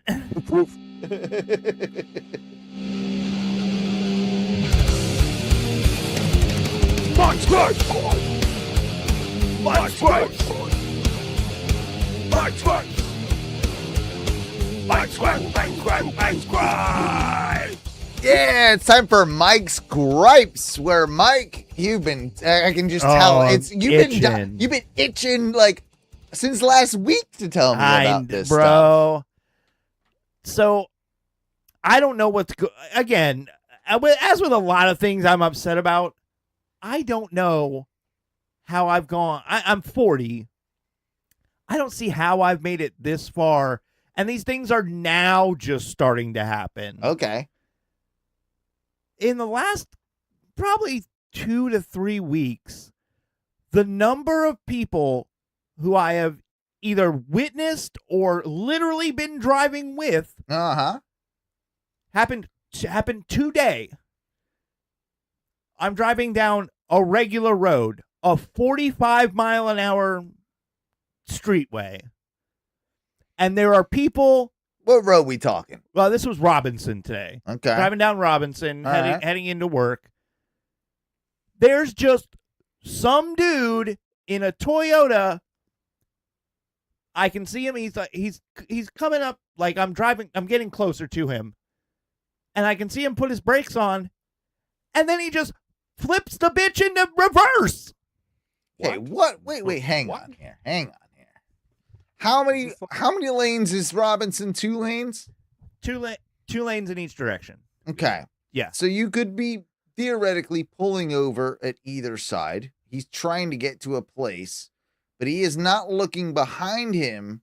He's already passed wherever the fuck he wanted to be. And he thought it was a good idea to flip that bitch in reverse with. It's a one-way street, right? Is it? No. There's 2 lanes coming and going. Okay. So it's like two in one direction, 2 in the other. Right. Okay. Dual carriageway, right? That's what they would call it. No median, no middle road. There's no like street side parking on Robinson. That's right. That's where my mind went. It was street side parking. No. No. The guy is just in the middle of the road. Oh wow. Just I can see, like, as I'm coming up to him, I'm maybe fuck. I'm maybe like 40, 50 yards away from him. If he's got proper reverse lights, you see the white things fucking come on, like this guy's coming that way. Yeah. But this isn't the first time. It's happening a lot to you? This is happening all the time. Okay. What the fuck? It's people who are just stopped in. I'm not talking like if you want to back up in the middle of like a residential street. Sure. Whatever. No. There's even, man, even if that like street is completely clear and I got like a good ocular like situation going on, I can reverse on Robinson if it was the dead of night and I can just, you know what I mean? Like, no problem. Maybe. Right. But so not only is this happening, awareness of the situation is probably what you need to do. But it also happened on my way coming home from work, coming to the studio today. Huh. Same day? Two in one day. So I'm driving down Mills Avenue at 9 o'clock in the evening. Mills, if you're unfamiliar, folks, at 9 p.m. packed is fucking flooded. Yeah, packed. It's always not just with cars. Honestly, not even 9 o'clock. People. It's pretty much this is that's prime time for Mills. But like, there's not a time even in the middle of the day. Middle of the day, Mills is usually kind of like that's a bad intersection. That's a It's a bad road. Yeah, but in Mills, nighttime traffic, there are people. I think it's 35 or 40 down Mills. It's not hyper fast. No, it's slow. But there are people who just driving down the road. Oh, look, a parallel parking spot. Let's just flip it in reverse. There's cars coming in every fucking direction. Well, what else are you supposed to do? Like, no, on that one, I'm kind of no. If it's a parking thing, no, it's not. How am I supposed to get into my parallel parking spot if I can't go? You gotta wait till there's less cars. I'm talking. There are cars within 30, 40 feet of you people, and they're just coming to a dead stop in the middle of the road. Sucks for you. I'm getting in this spot. Not only does it happen there, in front of my job on Horatio. It's poor design, but the person that's trying to go to a business where there's an empty parking spot and there's no other like parking, I think and you get a parking spot. Yeah, you absolutely. I think you need to figure out how to do that in one swoop, and then if you want to do it in one swoop, you certainly can. Not, yes. I could. Depends on the vehicle. Well, mine can't. Well, and because it's got I will tell you, it cannot. And the I guess, turning radius on that bitch is not gonna fucking do that. Well, then I gotta go up. I gotta stopping reverse in the middle of mills then. and I wouldn't. Just like if I had a Ford 350, I wouldn't be trying to like park on the side of mills. Well, guess who's trying to do this, Owen? Giant, stupid fucking truck. All right, so maybe I have a little bit more common sense, but I also ask, like, if someone's just like, hey, oh, I'm slowing down. I'm clearly getting into this spot. little You more slow down. acceptable. Give me a little fucking grace so I can just like back up into this parking spot. Maybe That I don't think. Now that is the only one that is controversial. Okay. But I sit probably 4 days out of the week in front of there's a road that comes up to a stoplight. And I have seen on several occasions in the last 2 weeks where people drive past where they want to be on a regular road. This is not like a street parking road, and they just stop and start reversing in the middle of the road. No, see, that is two completely separate things, in which I'm, of course, on your side. Like, that's fucking ridiculous. That's the same scenario. I don't think we've seen one in a while, but this used to happen for some reason. We used to see this a lot more, I believe, in the late 90s, early 2000s, where someone would go up the wrong way on the on-ramp and then reverse the whole way back down. Try and and then get into an accident because someone was coming down the fucking on-ramp and like they were supposed to do, and then like they get hit. But I just feel like we don't see that as much anymore. More clearly labeled maybe pretty it's that. much everything. Maybe it's that. It's probably that. But it's the same type of thing. It's the like reversing on you're obviously not going the right direction of the traffic flow and all of I that. don't understand. I mean, Oh, wait, I lived Ty there a long time, but fucking, it's a U-turn okay state. Like, fucking just drive a little further and turn your shit around. And that one always bothers me. If like the people, even on like I-4 or whatever road you're on, the people that go from like immediate, like that don't know where they're going, they're like, oh, it's my exit, and go all the way over, like crossing four lanes. Yeah, right. And then they like to get their exit. It's like, if that's me, and I've done it plenty of times, I'm sure it's the same with you guys. It's like, oh, there's my exit. Oh, fuck. Like, I'm not going to make that. I'm not about to not only like harm my life, my wife's life, if she's in the car, like anybody else's, like, it's not even that. Even if I could probably do it, I'm not going to do it because I fucked up. I'm just going to take the next exit. Well, and then it's fine. You know what? It's fucking If it fine. were Whoops. if it were the 80s and the 90s and even parts of the early 2000s, I could understand a little bit more because you don't have a GPS in your hand. If you're in an unfamiliar area, they're lost. You might not know, like the next off ramp may be 20 miles down the road. That is fair. Not knowing. But nowadays, you just go. It's going to immediately reroute you to the next spot. Also, it wasn't that dense back then either. No. So it wasn't probably as dangerous to do something as crazy as that. Now you've got a huge population in Orlando. Like, you got, like, every time when I'm on I-4, it's like I'm in white knuckle mode a little bit, you know? You have to be. Because it's like extreme defensive driving. Like I'm just trying to get where I'm going, man. And I'm trying to pay attention to where you are. And like, cause I know just like thankfully I know the patterns of most of the road that I drive, but it is if you're from out of town trying to drive through Orlando and you don't know what you're getting into, I can't imagine. I can't imagine, you know? Well, and what you do have to hope is that all the roads have been updated, because our road system and road schemes change periodically because they just keep adding things. And we're making a new overpass. We're making a new off ramp, a new on ramp. I'll tell you this: I had to drive from my work today up to near like North Winter Park, where it borders with like Maitland and like Altamont, almost like way up there, way basically like Lee Road area. Okay. And I'm all the way down by like the airport. And granted, that should be just like a 35-minute drive. Of course, it's not in Orlando, and especially hour. Right. Like, so it took me close to 45 minutes. It was actually okay, but I had to do this thing. I was taking like a console that needed to get repaired over to a repair shop and all this type of thing. So I was keep in mind, like, I'm driving my crappy Lexus. I've got this console in the back of my car that is worth more than my car. Oh yeah. You know what I mean? It's like that type thing. And I'm taking it up there, and like I wanted to get going early because not only, of course, beat rush hour, but beat the weather. And I did not beat the weather.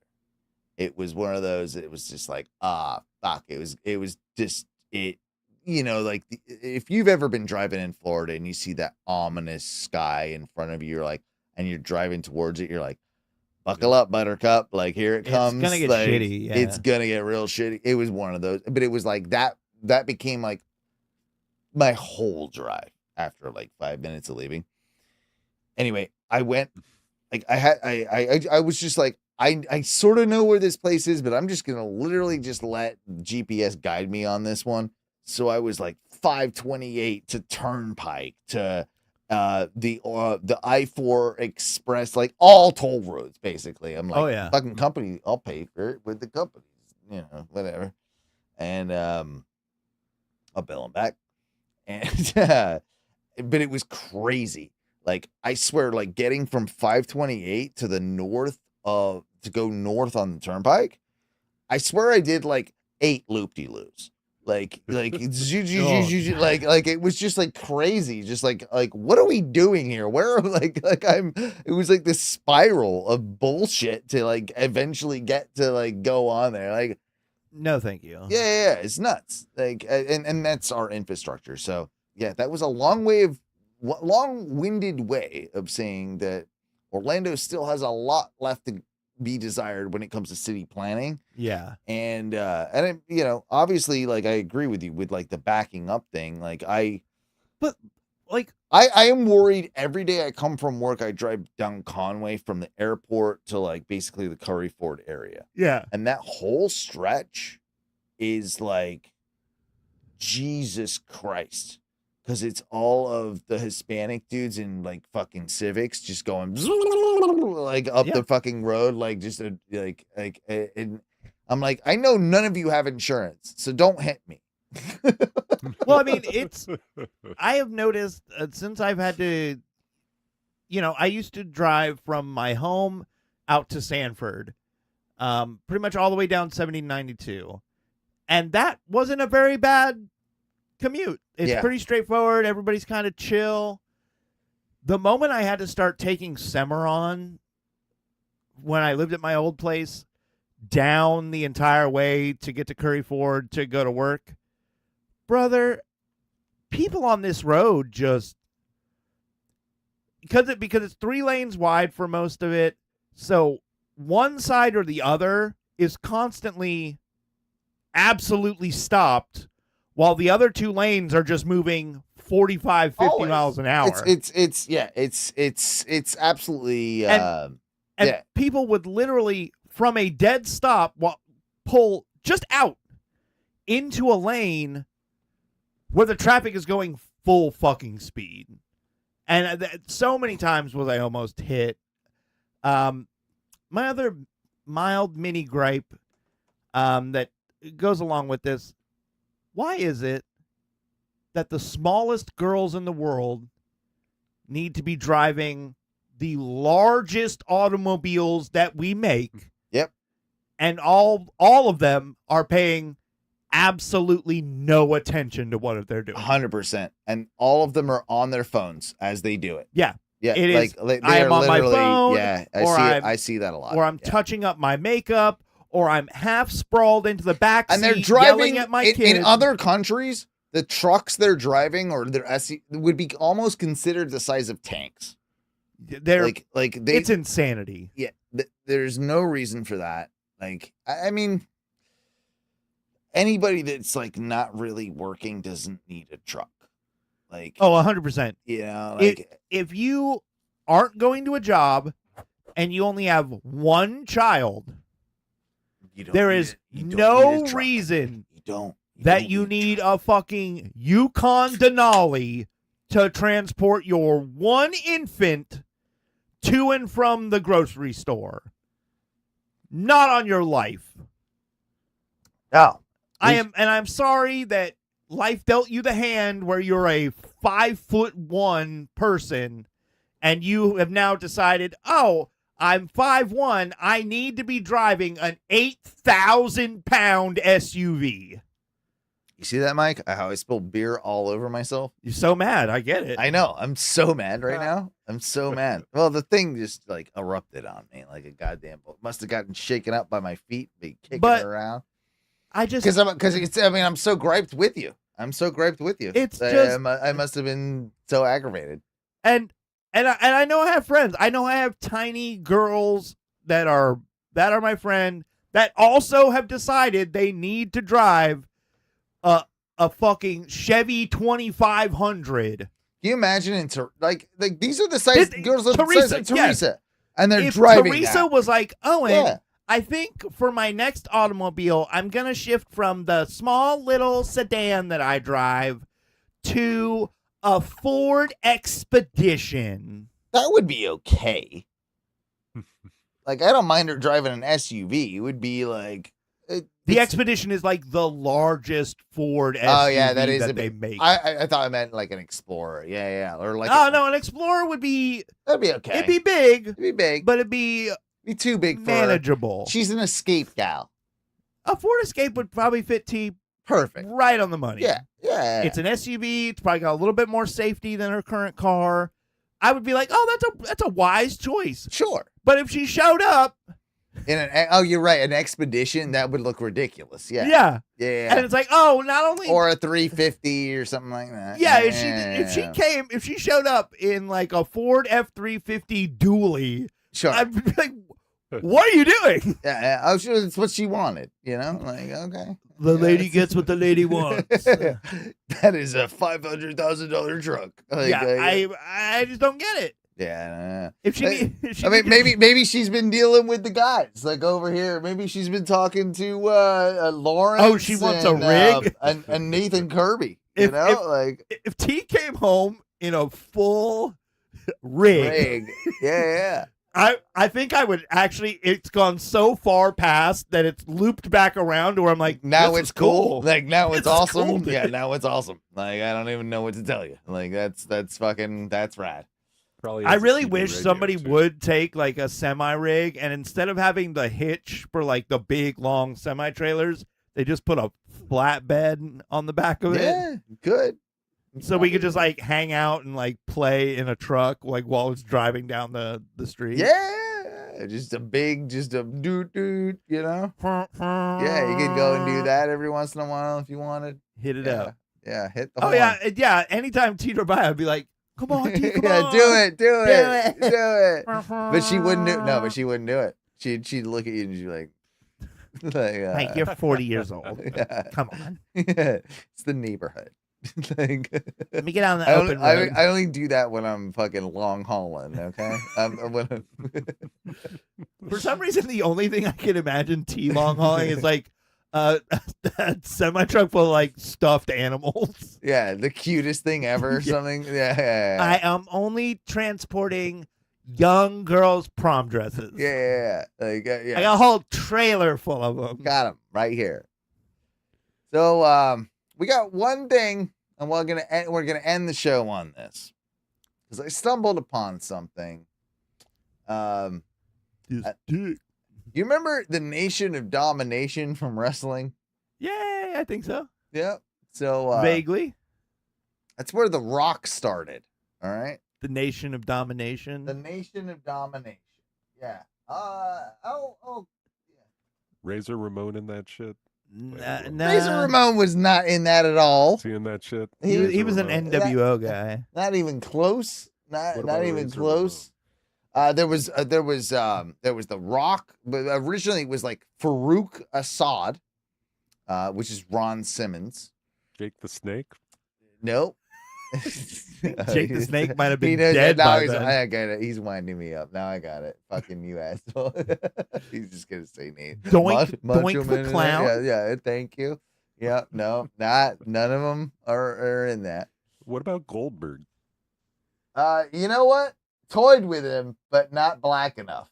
Not black enough to do it. You got to be black to be in any sort of group that also has nation in the name. Yeah, so it was kind of like weird for the time, and then like this was the Attitude Era, right, or early Attitude, but like kind of like what they call the new generation and Attitude, and this was like you couldn't get away with the Nation of Domination today. Nation of Domination were like Black Power, like straight up like we are the nation,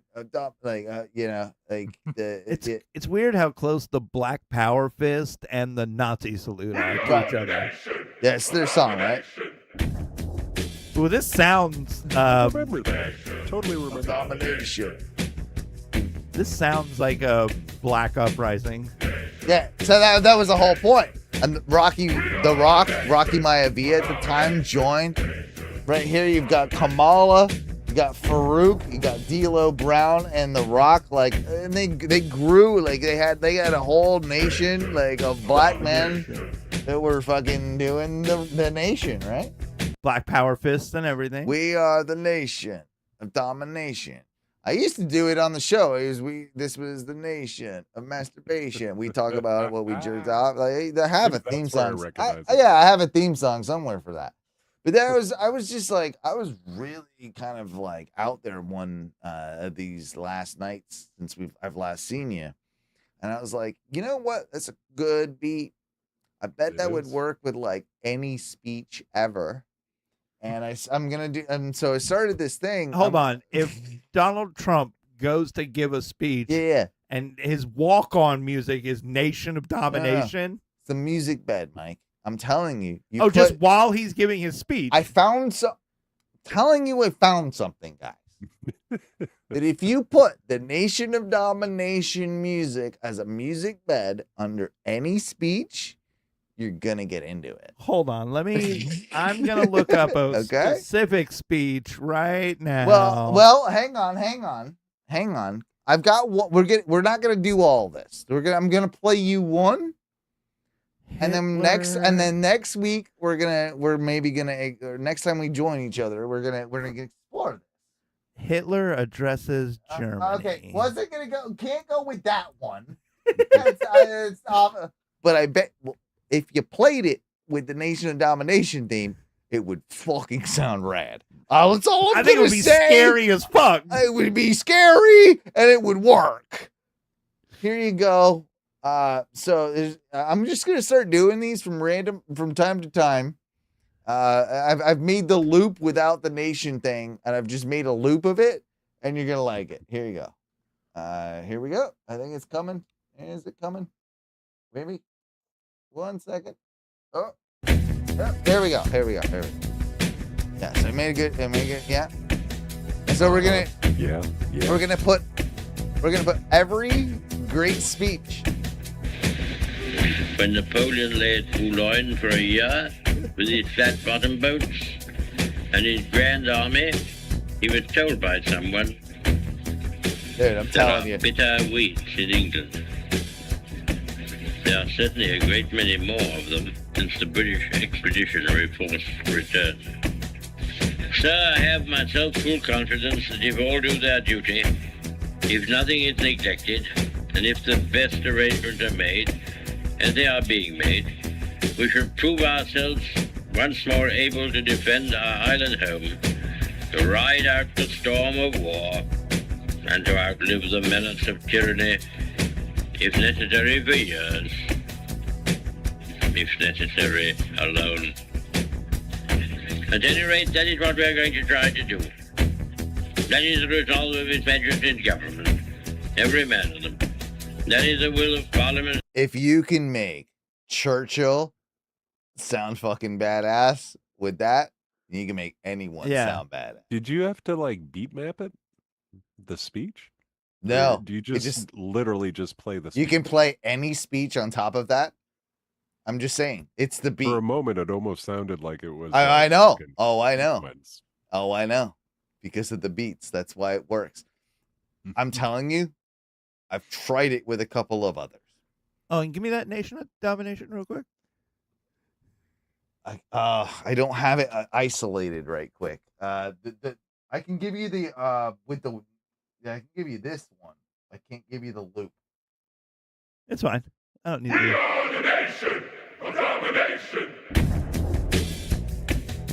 Anyone who sees and paints a sky green and the fields blue ought to be sterilized. I mean, it sounds pretty cool. It does sound pretty sick. Sounds very cool. Sounds like he's right too. Yeah. I mean, should we? I might follow him. Hang on. We're ripping off a bit, but I'm gonna do it. Domination.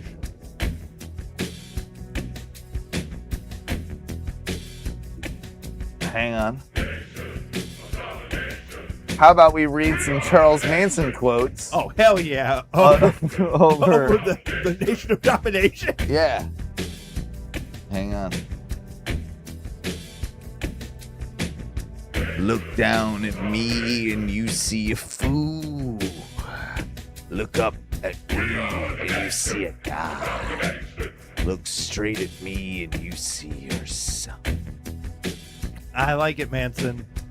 Hey, Manson can lead the Nation of Domination. I'm nobody. I'm a tramp, a bum, a hobo. I'm a boxcar and a jug of wine and a straight razor. Get too close. Well, that's pretty good. That's thrilling. That I can get behind. I'm just saying we're gonna play with the Nation of Domination theme. We're gonna definitely put more speeches to it, and I'm gonna be having some fun with that. So yeah, that's what Owen does in his spare time. I like it. Yeah, that would be a thing. Hang on, Ty, I gotta stop this so I can bring your volume up. God damn it, Owen. No, I remembered at least. We didn't leave you out in the audio cold this time. No, I didn't leave you up there in the cold white north. Oh, guys, been a fun couple of shows, couple of weeks. I think it's time. This has been gone very long. I think it's time we probably wrap things up. Do we have anything else that we want to address before we get out of here? You guys do any yard work lately? I know you've been like misting and whatnot. Yeah, there's a lot of misting going on. I had to chop up and throw away my my wooden love seat. Oh. Yeah, that thing got just termite infested. I just want to throw it out there. Like, here we are in our, early 40s. Yeah. the years are slowly tacking on. I like to mow the lawn. No, it's me too. I'm a lawn man. I'm a yard man. I'm keeping up. I'm keeping up with that thing. Good. That thing didn't it look good? Did it look good tonight? Mike? Your backyard, your side yard looks amazing. Yeah, it looks amazing. It's we had a couple pretty stormy storms around, so you have to like walk the property, pick up sticks that get in the way, and fucking, put them in the burn pit, all this shit. So this was a week ago Monday, I think, but this Monday, I guess. I swear to God, my body like rioted. Did not like it. I didn't even know what was wrong with me. Like the next day was kind of okay, but the day after, Were I you felt sneezing? like I ran 3 marathons. Oh, Like you're my just out of shape. Yeah, You're- but like my muscles were like atrophied, man. What the fuck? Well, maybe if you don't sit around jacking off all day and talking on the phone and that's get up moving and your move arm. around, you can like. I don't know. I gotta agree with Ty because I remember maybe like 2 years ago I went roller skating, which I have not done since I was like in my teens. Walrus on roller skates. And like I never have had a sit down job in my entire life. Every job I've ever had has been like 8 to 12 hours of just standing. You bragging, bro? Well, I mean, some of us just sit and answer a phone all day. It's my first sit down job in my life as well. And some of us have an office where they sit down and take wrestling naps. Not as much anymore, but I do take the odd wrestling nap. Yeah, you're right. And I remember I skated for maybe 20 minutes. Oh, you're dead. And felt fine. Yeah. That day, all through the whole day, went to sleep, and when I woke up, it felt like somebody had taken just like, I don't know, dowel rods and just whipped my legs and like my lower core and just whipped them for hours. I mean, you're carrying a lot of weight. Like that's probably... I was thinner back then too. Oh, it was a while ago. Okay, but yeah, it literally felt like my legs had just been whipped to shit. You'll break the ice if you go on there. No, don't do that. Yeah, that's why I don't ice skate anymore. Yeah, that's why you don't ice skate. Okay. I used to be a great fucking skater. Believe it though. Like, hey, I've had a pretty active life most of my life, but I was not ready for that fucking recourse. Yeah. I mean, I did a fair amount of work, but not enough to like warrant that shit. Oh, dude, every time I've moved apartments, the day of, totally fine. But yeah, that next day, it just feels like I got run over by a truck. I'm not ready for this. I'm only 40. Like I'm already feeling things. I got my health insurance though. I got that all sorted. Yeah. So that's good. Now you can have a doctor tell you you're dying. Yeah, exactly. And pay more because I have health insurance. Somehow. Yeah, Right. somehow that works out. Anyway, guys, we need to get out of here. It's time that we do. It is time. Come on, it's about there. Seriously, we're gonna try and get you a couple shows for while I'm away in the UK. Maybe I'll call in and leave a voicemail to myself. That'll be fun to listen to later. If you do want to leave a voicemail, do that over at 407-906-6466. Of course, always follow us on all the social medias.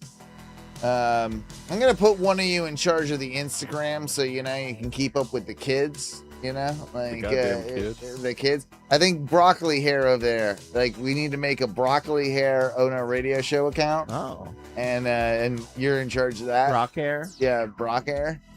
and then Twitch.tv/ONRS live.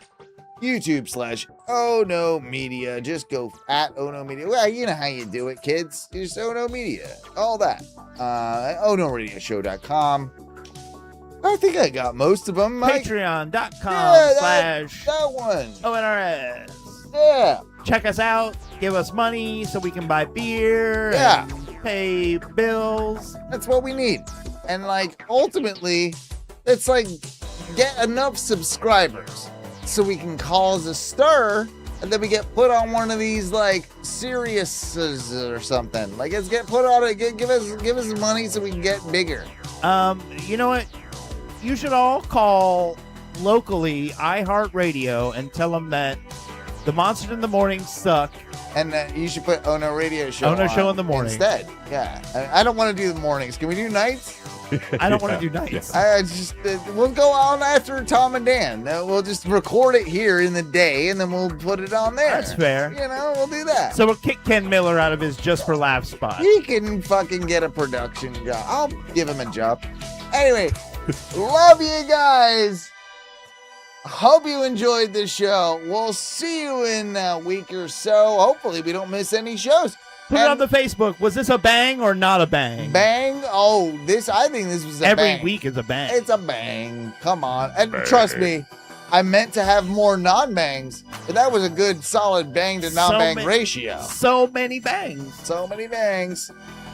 Just like they say when you listen to the Ono Radio Show. Everybody, what do we say when we get home, boys? Eat a bag of dicks!